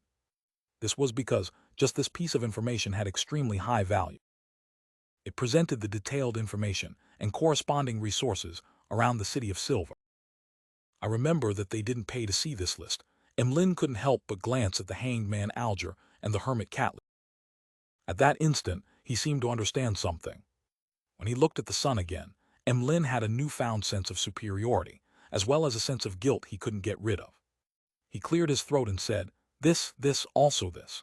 Derek seriously memorized what was said, and he indicated that there was no need for him to return to the City of Silver, as those could be gathered around Afternoon Town. Following that, Audrey inquired about clues to the fruit of an illusory chime tree, but she received a disappointing answer. When the transactions came to an end, it didn't need the Fool to announce it, as they automatically entered a free exchange. Alger looked towards Little Sun and said, "Are you still in Afternoon Town?" "Yes, but we will be returning to the City of Silver soon. The new expedition team arrived today." Derek not only answered Mr. Hanged Man's question seriously, but he even offered a tidbit. "I've already told the chief that while clearing out the Afternoon Town monsters, I obtained the potion formula for notary." The Hanged Man nodded slightly and said, "What was his attitude?" 999. He only said, "Very good, Hap." Derek carefully recalled what had Alger chuckled when he heard that. "You can be at ease. Your chief is very happy to see you grow. In contrast, he will be more wary of the Elder Council's shepherd." He didn't continue on the topic as he informed all the members of a piece of news. Recently, many pirates have been heading to Banzi Harbor. They discovered that it has already been completely destroyed. Even if it's rebuilt, it would take several years. After hearing the hanged man's description, Klein couldn't help but recall Red Angel Medici and the evil spirit found in the underground ruin. However, he didn't share the discoveries of his exploration this time. Firstly, there wasn't a need to, and secondly, it involved Miss Sharon. As for the other members, they had already learned that Banzi Harbor had been destroyed. And since the hanged man hadn't revealed any new information, there was no need for them to reply to the matter. Realizing that no one was saying anything, Alger glanced at the world before looking back. He said calmly, "That's all from me." The hermit immediately turned to look at Fours. "Ma'am, what do you know about Mr. Door? I can pay for the corresponding piece of information." Fours, who didn't wish to expose her problems, suddenly hesitated when she heard the latter half of the sentence. She was momentarily tempted. "Payment? I wonder how much Ma'am Hermit can pay me. I don't really know much about Mr. Door either. Furthermore, some of the knowledge stems from Mr. Fool's words. Fours looked to the end of the long bronze table once again and asked, "Honorable Mr. Fool, can I tell her?" As he met her every full moon, Klein knew that Miss Magician's financial situation wasn't in the best of states, so he smiled with a nod. "Yes." Fours silently heaved a sigh of relief, turned to Catlia and said, £500. You can request for a private exchange. Catlia didn't bargain. After some thought, she said, "There's no need. Just say it directly." She wished to see if the other members would be able to figure out more about Mr. Door from Miss Magician's description. Fours nodded and deliberated over her words. T once obtained a mystical item that helped me traverse the spirit world. But after using it, I would hear strange ravings every full moon or blood moon. It would inflict an excruciating pain upon me that puts me on the verge of losing control. And according to Mr. Fool, these ravings come from Mr. Door. She paused and added, he might be asking for help. So Fours has been silently suffering such pain. She usually doesn't show it, acting as though she greatly enjoys life. As Audrey subconsciously pitied her friend, she began wondering how she hadn't discovered anything abnormal about Fours with her spectator power. Mystical item that can traverse the spirit world, ravings during the full moon, suspected to be asking for help. Catlia repeated Miss Magician's key points as she nodded with satisfaction. "Thank you for your description." She then swept her gaze at the other members, regretfully realizing that no one else had any additional reaction. The free exchange continued and soon came to an end. Watching the other members leave and helping them complete a few transactions, Klein returned to the real world as he sat in his reclining chair, feeling relaxed as he rested for a while. Following that, he walked to his desk, and he picked up a pen and paper to write to Sharon. He told her that the scales of luck had been sold, leaving only the biological poison bottle for sale, as well as the lunatic Beyonder characteristic. After folding the letter, he wrote the information such as 126 Guard Street, Hillston, and Ma'am Marianne. Then he opened his iron cigar case and made Admiral of Blood Center silently appear beside him. This wraith acted like a valet as he humbly picked up the letter on the table before vanishing from the room. A few streets away, a letter appeared out of nowhere in a mailbox as it fell inside. Eastchester County, the Hall family manor. Audrey looked at the mirror with her unfocused green eyes as the contents of the book of secrets filled her mind. This knowledge formed an illusory book that appeared upon being recalled. She could then flip to the corresponding page simply by willing it. This was a result of Klein directly using a portion of the powers from the mysterious space above the gray fog to create a product that was a fusion of information bestowment and the seer's dreamscape ability to recall it. It could last a week or two, and this was sufficient for Audrey to finish reading the Book of Secrets. If she had anything she couldn't recall in the future, she could always request for a bestowment. Mr. Fool's condition seems to be improving, Audrey thought in delight as a twinkle gradually returned to her eye. She stood up, walked to the door, and said to the bored golden retriever who was sprawled on the ground outside, "Susie, you don't look ladylike enough this way." Susie looked around warily and twitched her nose before saying, "This is the most standard action during hound training." "But you aren't a qualified hound," Audrey lampooned as she said with a smile. "I thought you would reply, Audrey, I'm only a dog tilde." Susie replied in a serious manner, An excessive use of repeated words makes it easy for others to grasp your personal habits and mental gymnastics. Audrey, that's what that book on psychology wrote. T4. Audrey was momentarily at a loss for words. At that moment, she saw her father, Earl Hall, with his valet and attendant walking up the castle's staircase. Even though it was sunny outside, this place remained dark and gloomy. There were even candle stands that had been lit. They were embedded in the walls as they illuminated the stairs. This castle is just too old. I think it needs a major renovation, Earl Hall casually grumbled to his daughter. Audrey nodded in a demure manner and said, "Yes, my dear Earl. This is precisely why I dislike this place. It makes me feel like I'm slowly rotting away. But I'm actually spending £13,000 a year to repair this place," Earl Hall said with a regretful chuckle. Audrey glanced at Susie and smiled at her father. "Father, is there something for me?" Earl Hall pointed at the papers in his attendant's hand. "A telegram from Backland. Someone is selling 10% of the Backland Bike Company. Are you interested? I think this industry has a very bright future, and it's currently far from reaching its lowest estimated prospects." Bike. Audrey found the word rather unfamiliar as her eyes darted around, her expression slightly confused. Earl Hall smiled at his daughter. "TT's a kind of machinery with two wheels that allows a person to ride on. You can understand it as a carriage for the ordinary person. In Lone and Backland, the majority of the population doesn't mostly comprise of the nobles or businessmen, but the ordinary people who engage in labor work. Next would be the type of people with some technical skill and standing. This is the target audience of the bike. They have absolute numbers, as well as the required ability to purchase it. Even if 10% of them are willing to buy a bike, it will lead to quite a wonderful development for this company. Yes, they hold the corresponding patents." Audrey trusted her father's foresight, and she could understand the prospects as described by him. She nodded gently and said, "How much would the 10% shares cost?" "According to preliminary estimates, the Backland Bike Company is currently valued at £50,000. This is because the product's advertising and sales campaign still needs time to develop further. Therefore, you can't naively believe that the 10% shares are only worth £5,000.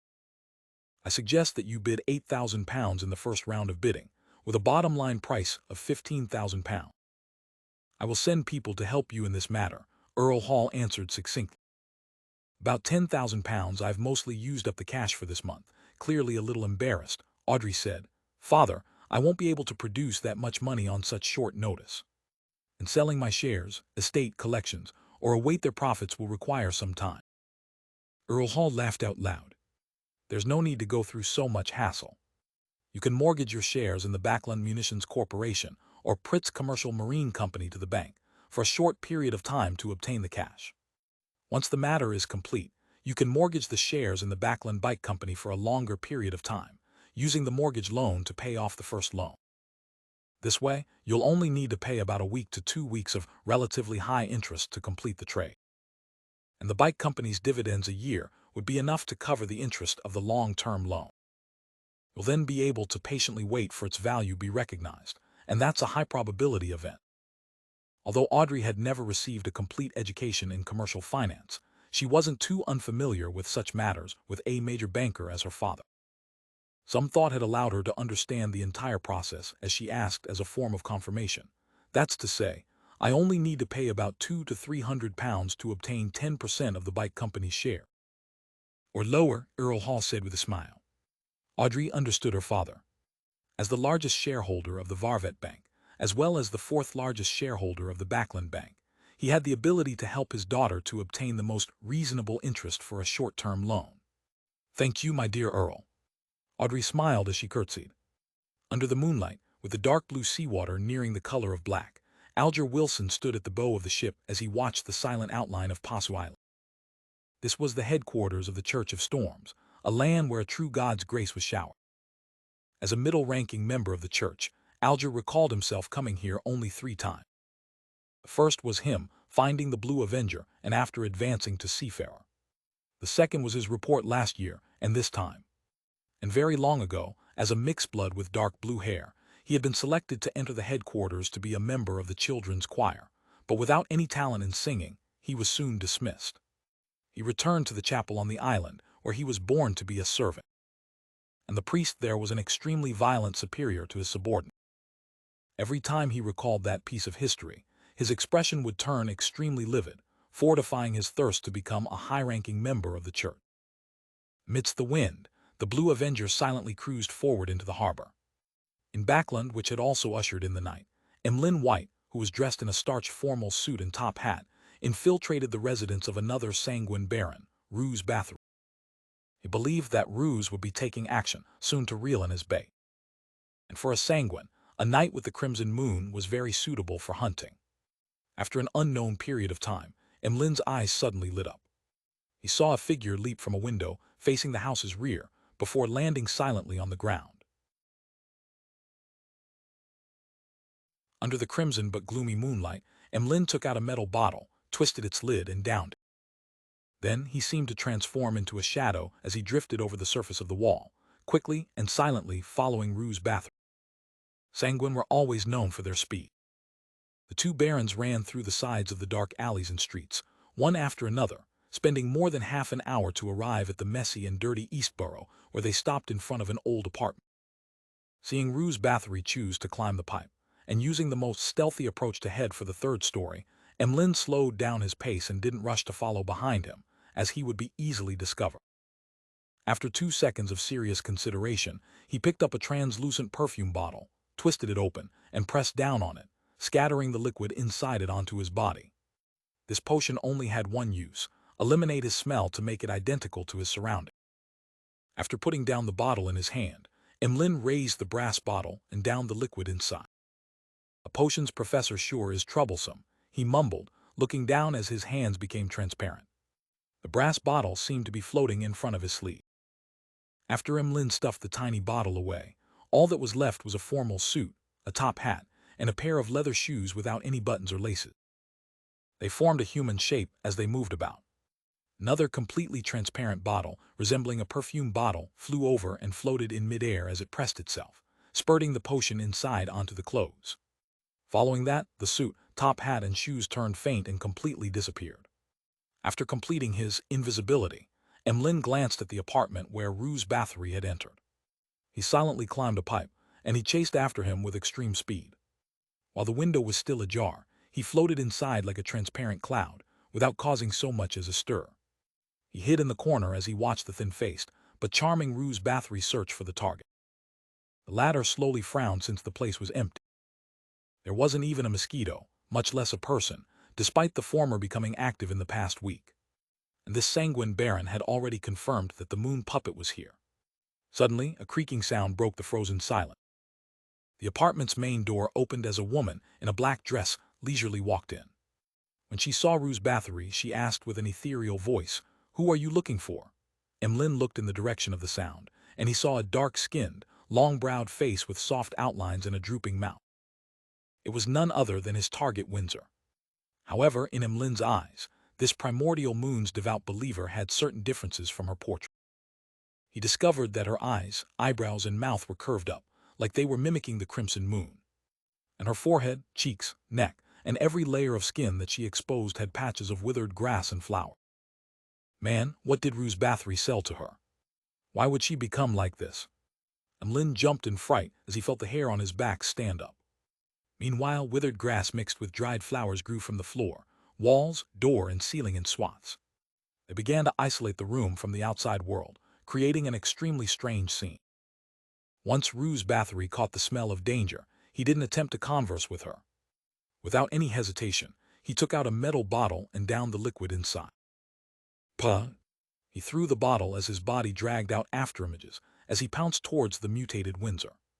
His fingernails extended as they swirled with black gases. The withered grass and dry flowers that were embedded in Windsor's face made her look like a huge doll. She met him at an equally fast speed, clawing at Ruse Bathory without any aversion to being injured. Bang! Bang! Bang! After a series of collisions, Ruse Bathory was sent flying back as he slammed into the wall. His sleeves were ripped apart, revealing the bone-deep scratches on his skin. And in the midst of his flesh, the withered grass and dried flowers slowly grew from the inside out. What a monster! This was the first time Emlyn was encountering such an enemy. He huddled in a corner and nearly forgot to help his kinsman. He didn't rashly appear as all kinds of thoughts flashed through his mind. As he observed the battle between Ruse Bathory and Windsor, he considered how he should deal with the situation. The strangest of all is the withered grass and dried flowers. Withered grass and dried flowers. They're likely afraid of fire. Emlyn's heart stirred as he immediately abandoned his invisibility, took out another metal bottle, twisted its lid, and downed. He then spewed out all the liquid in his mouth. The grayish-red liquid ignited upon contact with air, extending its scorching flames to the side. The flames stacked upon each other as the fire extended. Instantly, they engulfed the room in a scarlet ocean of fire. Amidst crackling sounds, the withered grass and flowers were ignited one after another as they rapidly spread the flames to their own kind. In just a few seconds, the sealed environment was on the brink of destruction. As for the grass and flowers on Windsor's body, they were also turning aflame. At this moment, Ruse Bathory had a gaping hole dug through his chest, making him lose a great portion of his combat strength. He was relying on the Sanguine's extraordinary recovery ability to barely hold up. Seeing his enemy as a flaming torch, Emlyn acutely noticed that her aura was weakening. He didn't hesitate to lunge forward, circle around Windsor, and deliver several clawing swipes. Beneath his feet, wisps of black gas rose and swirled around the primordial moon believer like chains that bound her vitality. Bang, bang, bang, bang, bang, bang. Intense and short bursts sounded as the two figures suddenly closed the distance. All movement within the scene had vanished in the end, as Emlyn grabbed Windsor's throat with his left hand, raising her up. After hesitating for a second, he saw her hideous appearance and snapped her neck. Puh! A thin, miniature wooden puppet embedded with withered grass and dried flowers fell from Windsor's body as the flames in the apartment gradually died out. Emlyn yanked Windsor's mutated head, turned around and faced the heaving Ruse Bathory. He then pressed his free right hand to his chest, and he bowed with a smile. "Thank you for your help." Seeing Ruse Bathory instantly turn furious and helpless, Emlyn added in great delight, "Remember to hand over the puppet and the bayonder characteristic to Lord Nibs. They might be problematic." After saying that, black gases coagulated behind him, turning into two illusory bat wings. With a whoosh, Emlyn flapped these wings as he turned to fly out the window and land in the dark, nearby alley. When he landed, he quickly converged the black gases and turned to look around. Seeing that Ruse Bathory hadn't followed him, Emlyn heaved a sigh of relief as he pressed his fist to his mouth. As he coughed, he mumbled, "T hate fire. I hate smoke." He was just about to leave Eastborough when he felt a chill run down his back. Emlyn's mind instantly tensed up as he held onto Windsor's mutated head, slowly turned around, and looked at the shadows in the corner. He first saw a very tiny figure before identifying. The body was thin and long, akin to a wooden pole. Its eyes and mouth were curved like a crescent, and its surface was embedded with plenty of withered grass and dried flowers. It was none other than the moon puppet from before. "It's targeting me. What the hell is this? I'm still very far from where Lord Nibs stays. It's really dangerous outside." Thoughts surfaced in Emlyn's mind as he felt his spine turn cold and his muscles turn tense. As these thoughts flashed through his mind, he suddenly had an idea. He stared at the moon puppet, and he murmured in ancient Hermes, "The fool that doesn't belong to this era. The mysterious ruler above the gray fog. The king of yellow and black who wields good luck. Can a man have some sleep in the middle of the night?" Klein sat up as he rubbed his temples in fury. He quickly left his bed, took 4 steps counterclockwise, and he entered the space above the gray fog. He then took his seat that belonged to the fool. "It's that fellow, Emlyn White." Klein gave a glance as he curiously emanated his spirituality, touching the crimson star that represented the moon. He then saw a stiffened Emlyn, and he saw the thin, strange puppet looking straight at him. The puppet was cloaked in a rich but illusory crimson moonlight. They were undulating like a tidal wave, making a connection with something high in the sky. At this moment, the crimson moonlight was spreading silently, enveloping Emlyn White within. "There's a problem. There's something wrong with this puppet." Klein, who could see more with the gray fog's aid, didn't hesitate to summon the sea god's scepter from the junk pile into his hand. The blue gems on the end of the bone scepter lit up one after another, emitting a blinding luster. After chanting Mr. Fool's honorific name and seeking his assistance, Emlyn felt his already cold blood turn colder. It felt like it would slowly freeze into ice. This made his body rapidly turn stiff as he watched the moon puppet stumble and swagger towards him. At this moment, a silver bolt streaked down into the alley, causing all the gloom and darkness to scatter. Puh! The lightning bolt sizzled into a ball of lightning and landed on the moon puppet, drowning it in a swath of silver. The burst of light dissipated immediately as the strange puppet was left charred black. It lost its decorations as it collapsed. As for Emlyn, his blood no longer froze as it resumed its flow. With him quickly recovering from the stiffness, he knew that Mr. Fool was watching. He hurriedly asked softly, "Do you need know what can I sacrifice to you?" He always believed that Mr. Fool adhered to the principle of equivalent exchange. Therefore, he believed that he needed to pay a corresponding price for requesting his assistance. After a brief silence, he saw the boundless gray fog and the faint figure behind it. He then heard a lofty and magnificent voice, "That puppet." "All right." Emlyn took 2 steps forward, bent down to pick up the puppet, and cleared up the scene before quickly leaving Eastborough. As for Klein, he cautiously used a paper angel to disrupt any divination before returning to the real world. Just as he was planning to head back to bed, he suddenly discovered the moonlight brighten outside as it seemed stained with blood. Klein walked to the window in puzzlement. When he looked out, he saw that the crescent had turned full at some point in time. It was scarlet red like blood. Another blood moon. Blood moon. Alger Wilson looked up at the sky as he steadily walked into the lightning cathedral ahead of him. This was the place he would be giving his report tomorrow. And in the middle of the island, at the peak of the towering mountain, there was another cathedral named the Chasm of Storm. It was the headquarters of the Church of Storms' headquarters, the holiest of holy temples. Inside the lightning cathedral, the high and spacious dome arched continuously. There wasn't any blank space, with gold and blue as the main color. It made anyone who walked beneath it subconsciously feel that the place was sacred and solemn, thus making them bow their head. Alger Wilson often made contact with a secret existence, and he often gathered in the palace of a deity's residence. As a result, he no longer had a longing for this. He wasn't as respectful as before, but he still had to put on an act. Like the other sailors around him, he kept his head down as he lightened his footsteps without even daring to breathe clearly. In the silent atmosphere, they were led by the priest all the way to the clergymen's quarters at the back of the cathedral, with each of them getting a room. After closing the door, Alger saw the sanguine moonlight shine into the window. It made the environment turn cold and sinister, as though countless wraiths seemed to be observing the real world through a thin curtain. Every time the blood moon appeared, one's spirituality would be enhanced. Powers that stemmed from spirituality and hell would receive a significant boost, while the negative emotions of living beings reached an explosive state. The higher the sequence, the more obvious it would be. Faintly, Alger heard sobbing, low shouts and whispering. This was completely different from the solemnity he previously felt in the lightning cathedral. Illusory arms appeared before his eyes as they reached outwards from the walls, floor, and ceiling, like a three-dimensional pale forest. Alger knew of the abnormalities of the blood moon, so he removed his captain's hat without panicking at all. He entered the bathroom and washed his face. During this process, he suddenly heard a distant singing voice. The singing voice was indistinct, as though it came from the middle of the island. It kept echoing endlessly, as though it was right beside Alger. It didn't make him feel horrified, for it was akin to a woman who was away from her family and loved ones, singing slowly and sadly as she looked at the surging tide. Alger pulled at a towel and wiped his face before cocking his head to listen.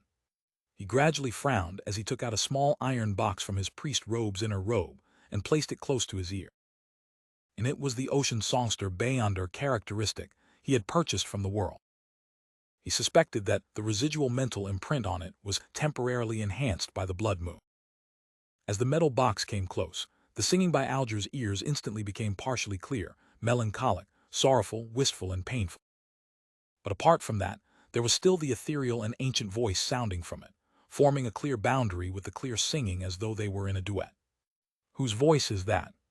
It sounds like an elf's, an item in the church that stems from the elf. This ocean songster, Beyonder characteristic on me, comes from an elf. Alger nodded as he came up with a theory. Due to them sharing the same sailor pathway, the Church of Storms had always been in search of elvish relics. They were used to concoct potions, made into sealed artifacts, or isolated underground. Those with relatively fewer negative effects were rewarded to clergymen. Therefore, it wasn't odd that something similar would be stimulated on the night of the blood moon. If it's a mystical item, there wouldn't be a problem. If it's a sealed artifact, it means it's definitely not simple if the voice can penetrate the isolation barrier. Alger reined in his thoughts, brushed his teeth, and went to bed. He soon fell asleep and had a dream. After an unknown period of time, Alger suddenly felt a little lucid, vaguely aware that he was having a dream, but he automatically sized up his surroundings. He discovered that above him was rippling dark blue seawater, which was stacked up layer after layer and blocked the view of the sky. Ahead of him was a beautiful palace made of coral. It was tall, spectacular, dark, and gloomy. Alger subconsciously walked towards the palace, walking into the open door. Inside were columns of coral that held up an exaggerated dome. The walls and dome were filled with murals depicting the terror of a storm. Over 100 meters away, there was a throne embedded with sapphires, emeralds, and lustrous pearls above a 9-step staircase that was extremely striking. Alger looked over and saw a woman in a complicated ancient dress sitting on it. Her hair was black and held up into a bun. Her facial outline was soft, and her features were exquisite. She had a beauty that seemed timeless. The woman's expression was core and her ears sharp. Her deep brown eyes looked down at Alger from a commanding position. In her hand was a golden wine cup with complicated patterns. Alger was just about to say something when her eyes emitted silver light, resembling the bright flash of lightning, tearing through the dream. Alger sat up and subconsciously gasped for breath. He found the dream both blurry and clear at the same time. The woman's appearance was blurry, as well as the details of the murals and coral palace, but her eyes that contained lightning and her sharp ears were clear. A high-ranking elf. Under the effects of the blood moon, her relics resonated with the ocean songster Bayonder characteristic I have, resulting in it influencing my dream. As Alger guessed, he wondered which item it would be. Due to his limited standing, the number of sealed artifacts and mystical items he knew were limited. However, he knew certain knowledge that others didn't know, so he quickly thought of a possible target. Calamity Kohinam. The Book of Calamity she left behind has likely been sent to Pasu Island. After making the report and departing, I'll seek Mr. Fool's advice and see if there will be any unexpected influences regarding this matter. Alger didn't dare recite the Fool's honorific name in the Church of Storms' headquarters. After daybreak, he didn't show any signs of abnormality. Under the servant's lead, he entered a room with a long table, and he was questioned by 3 mandated Punisher deacons. Among these 3 deacons, only one of them possessed dark blue hair. This was because this wasn't a necessary change that would happen from consuming the Sailor Pathway potion. However, this trait would quite stubbornly be passed down, just like the elf. Many of them with black hair would end up with blue hair. Nowadays, mixed bloods with elvish blood mostly had blue hair. Alger sat at the end of the long table as he systematically answered the deacon's question. He mentioned what he had done at sea, what he had planned to do, and what he had succeeded, as well as his failure. And this would be compared to the description from his crew to prevent anyone from lying. Towards the end of his report, the deacon with dark blue hair glanced at Alger. He asked with a hoarse voice, "Do you know Admiral of Stars Catlia?" "Not only do I know her," Alger was nearly taken aback as he answered after some thought, "I met her at the pirate convention." The deacon didn't harp on the question as he directly said, "Think of means to get to know her. Try to investigate Jamin Sparrow's situation from her." "So that's how it is. It's because Jamin hunted Admiral of Blood." Alger deliberately asked, feigning his ignorance, "What did Jamin Sparrow do again?" The dark blue-haired deacon said in a peeved manner, "He nearly destroyed Bayan." "All right, this isn't something you should know. In summary, remember, Jamin Sparrow is a very dangerous person. There's a secret cult backing him. That organization has a demigod that's at odds with the Rose School of Thought. Nearly destroyed Bayam. A demigod in the organization. At odds with the Rose School of Thought." Alger deliberately didn't hide his shock. He originally imagined that a focus was placed on Jamin because of his hunting of Admiral of Blood Center, but who knew that the reason was far more complicated and ludicrous than he had imagined. "What did Jamin Sparrow do? When I pass by Bayam, I should find the actual spot to take a look. Also, isn't our Tarot Club's archenemy the Aurora Order? Isn't Mr. Fool always targeting the true creator? Why did it change? No, why is there the additional Rose School of Thought?" Alger muttered to himself inwardly. As for the tarot club having a demigod, he wasn't surprised. He even found it logical. How could an ancient existence not have a demigod under him? Besides, back when Vice Admiral Hurricane Kalangos died silently in a strange manner, he was already convinced that Mr. Fool had a high sequence blessed. Thankfully, my meeting with Jayaman was very secretive. Otherwise, things would be troublesome. Alger listened in silence without asking any question. Like before, he accepted the missions and got up to leave the room. Backland's North Borough, outside 160 Backland Street. Servants stood in 2 rows to welcome their master's arrival. With white hair at his temples and deep blue eyes, Dwayne Dentes wore a tailcoat and a top hat with an inlaid gold cane. Together with butler Walter and valet Richardson, he walked in between his servants and arrived at the entrance of the 3-story building. Waiting there was housekeeper Tanja, who he had long selected. She was in her early 40s, and her hair was tied neatly. She had ordinary looks but wore an experienced demeanor. She wore gold-rimmed glasses and a black and white dress, which was different from the other maidservants. From the information received and the interview, Klein knew that this lady was born in Eastborough. She was a believer of the Evernight goddess, and she had chosen to be trained by a charitable organization by the church at the age of 15, making her become a qualified maidservant. After more than 10 years of hard work, as well as the free lessons from the night schools, she was promoted from the lowest-ranking maidservant in a tycoon's household to a lady's maid. She later followed the tycoon's daughter when she got married, and she became a housekeeper until the family met with a financial crisis, forcing her to leave. She was extremely experienced when it came to managing a household. After this lady signed the contract, she received £1,000 from Dwayne Dentes as petty cash for the month, before entering an argument with butler Walter on whether they should purchase or rent a carriage. From her point of view, since Mr. Dentes's goal was to enter high society and move into West Borough, or even Empress Borough, a carriage needed to be custom-made to not appear inadequate. Before that, they could rent a high-end carriage for a year and wait, until there was hope of him becoming a noble before they had one custom-made. It was a more reasonable choice that didn't waste money or appear inadequate. She convinced Walter and of course Klein. This was because renting a high-end carriage with a horse cost only £88, and a 2-wheeled carriage cost only £42.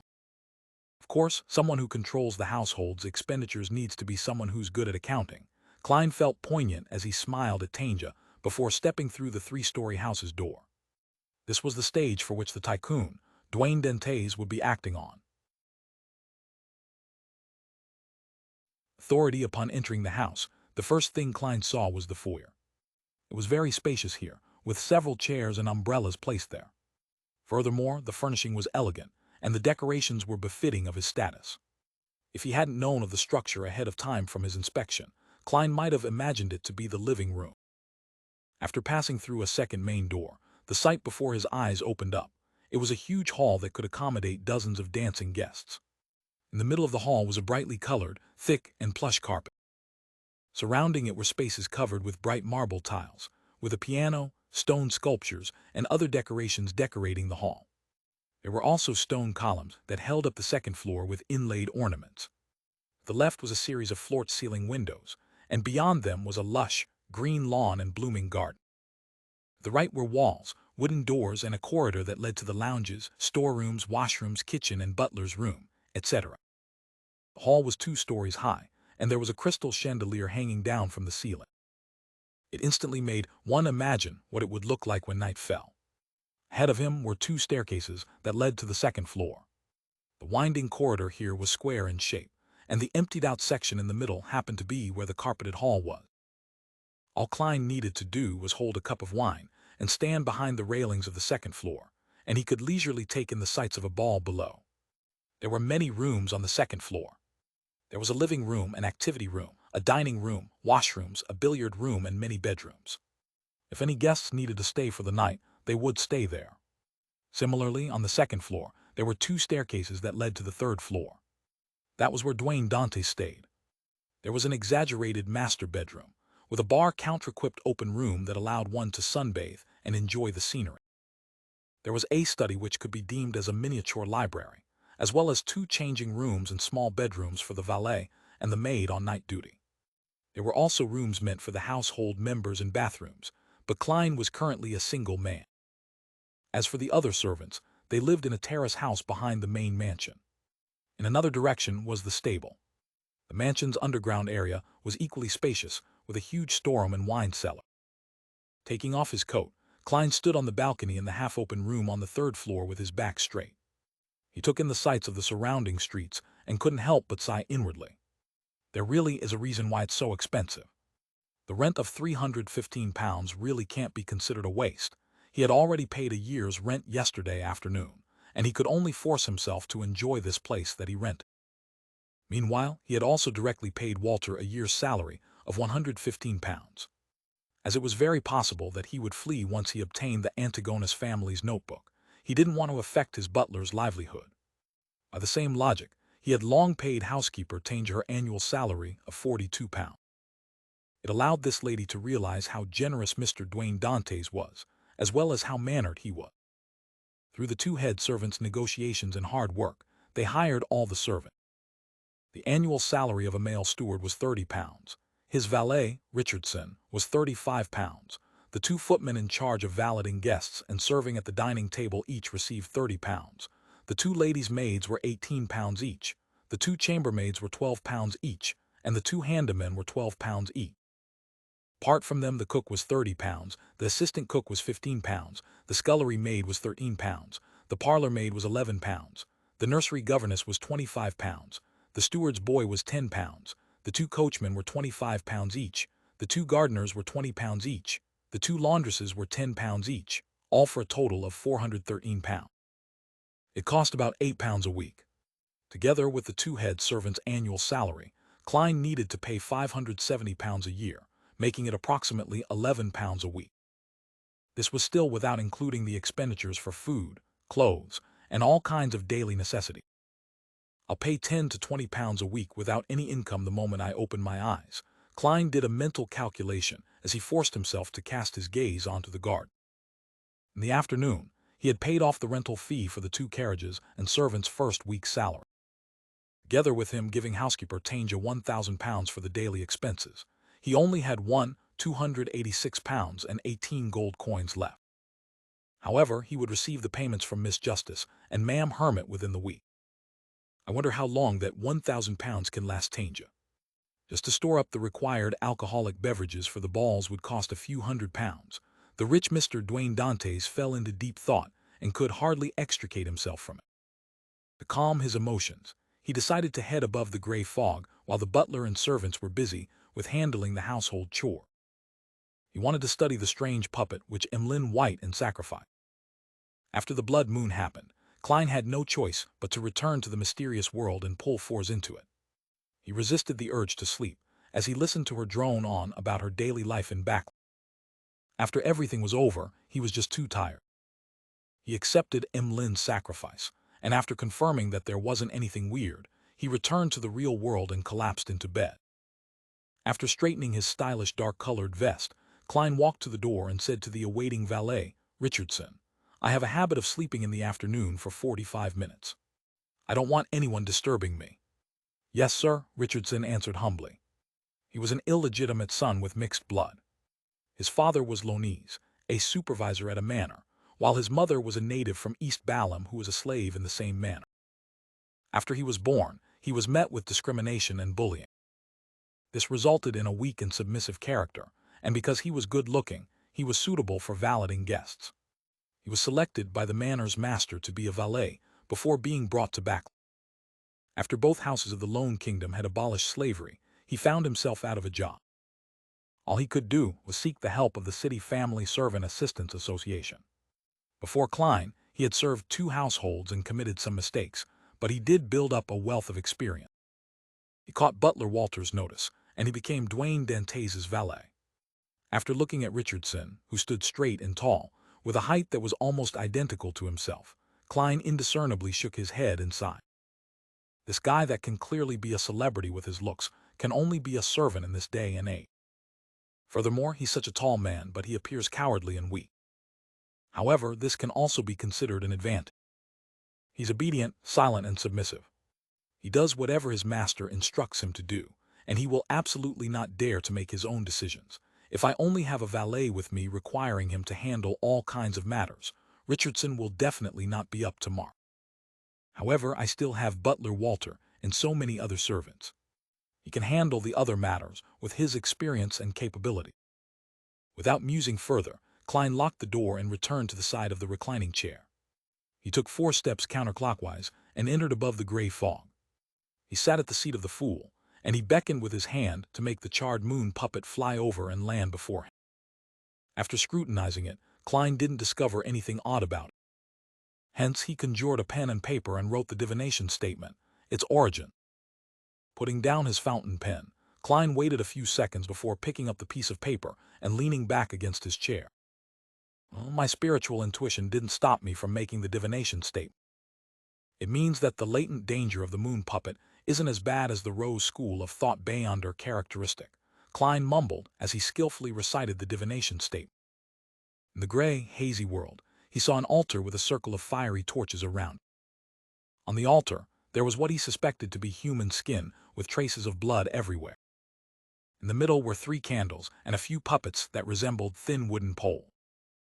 These miniature puppets had curved eyes and mouths, as though they corresponded to the crimson crescent in the sky. Therefore, they continued hanging their creepy smiles as withered grass and dried flowers remained embedded in their body.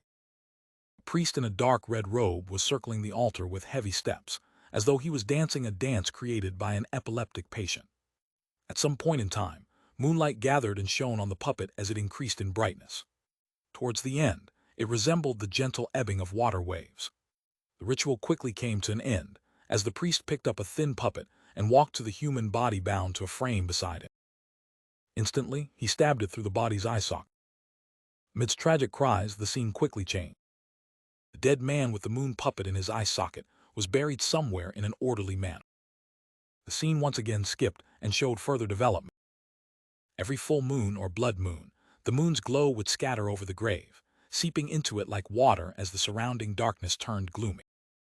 Klein opened his eyes and adjusted his seating posture. He had a general idea of the moon puppet's origins. It came from a prayer ritual to the primordial moon. It was a ritual lasting for centuries. Over the past few centuries, they had absorbed the powers of the crimson moon, mutating bit by bit until they were exhumed by the colonists. They usually didn't exhibit any oddity, and something only happened when a primordial moon believer activated them with the correct method. As for what would happen, Klein had no idea.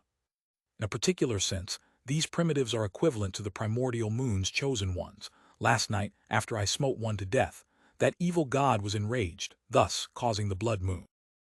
Klein gently tapped the model table's edge as he came to a preliminary judgment.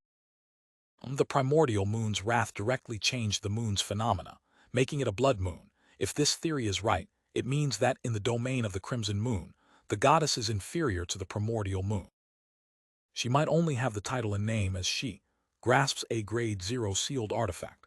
Klein nodded slightly as he attempted to divine the weaknesses of the moon puppet. This time he saw sunlight and lightning. This means that the beyonder powers in the sun domain and lightning from the storm domain are best at dealing with it. As Klein interpreted the information, he threw the moon puppet into the junk pile and returned to the real world. An hour later, Walter, who was wearing a starched suit and white gloves, knocked on the door. He bowed and said, "Sir, I'll be printing your name card in a while. They will be sent to the neighbors, along with some gifts. They will take a few days to observe to determine your situation. If they are willing to accept you, they would send gifts and invite you to be their guests. Does your name card need a title added?" "Title, the fool that doesn't belong to this era." Klein lampooned as he replied with a smile, "Merchant Dwayne Dantier's from Dacey would suffice." Walter nodded and said, "Based on your wishes, I'll immediately arrange for you to have etiquette lessons. Focus will be on dancing, and I've hired a professional teacher." Having read many magazines, Klein knew that the social life he wanted to enter had many balls, so he wasn't surprised by Walter's suggestion. He said with a nod, "Okay." With that said, he looked sideways at his valet, Richardson. "Prepare the carriage. I'll be heading over to St. Samuel Cathedral." Klein vividly remembered that his main goal was to act as a devout believer of the Evernight goddess in order to get to know the corresponding clergyman, and from there, he would find a way to sneak into Channy's gate. Therefore, he planned to pray at the cathedral whenever he had the time to express his sincerity and get to know the members of the clergy. "Yes, sir," Richardson answered politely. Before long, Klein boarded his rented luxurious four-wheeled carriage, decked out in a coat and a top hat. As he enjoyed the scenery on his journey, he sampled the black tea that was adorned with a slice of lemon. In fact, there was a tiny bar counter in the carriage, and in it, Butler Walter had specially prepared golden lanty, winter black rand, and other distilled liquor, as well as all kinds of red and white wine that came from Intis. However, Klein wasn't someone who enjoyed drinking. As a Beyonder, he didn't like the feeling of being tipsy. It made him recall the feeling of losing control.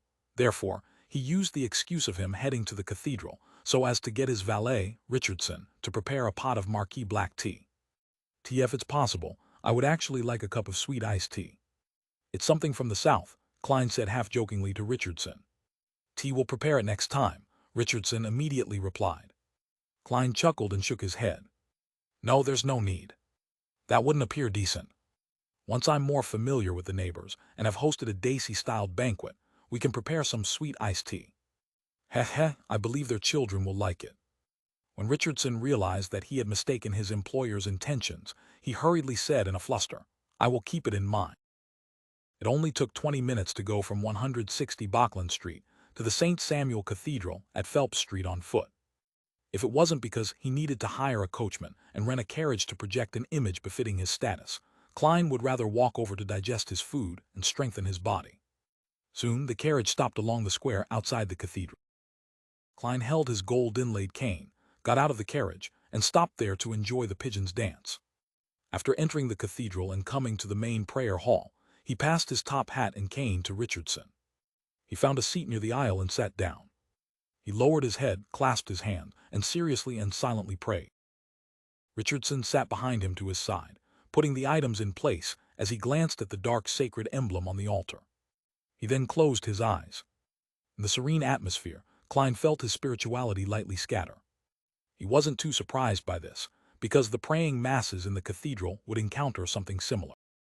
The tiny bits of spirituality that carried pious beliefs gathered together to provide power to the Channy's Gate's seals underground. After an unknown period of time, his spiritual perception triggered as he opened his eyes and looked diagonally across him. Standing there was an elder dressed in a black clergyman robe. His hair was sparse and his face looked pale. He resembled a dead man.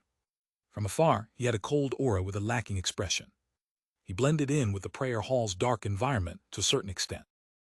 The keeper, Klein, made a judgment from a single glance. He closed his eyes again and continued praying. Of course, he had already remembered the man's facial features. Big nose, grayish-blue eyes, loose facial skin, and no facial hair. The elder dressed as a clergyman had sat down as well. He focused on praying to the goddess. Inside the prayer hall, the wall in front had a few holes. Pure light shone in from them like resplendent stars. It made the dark environment appear gentle and holy.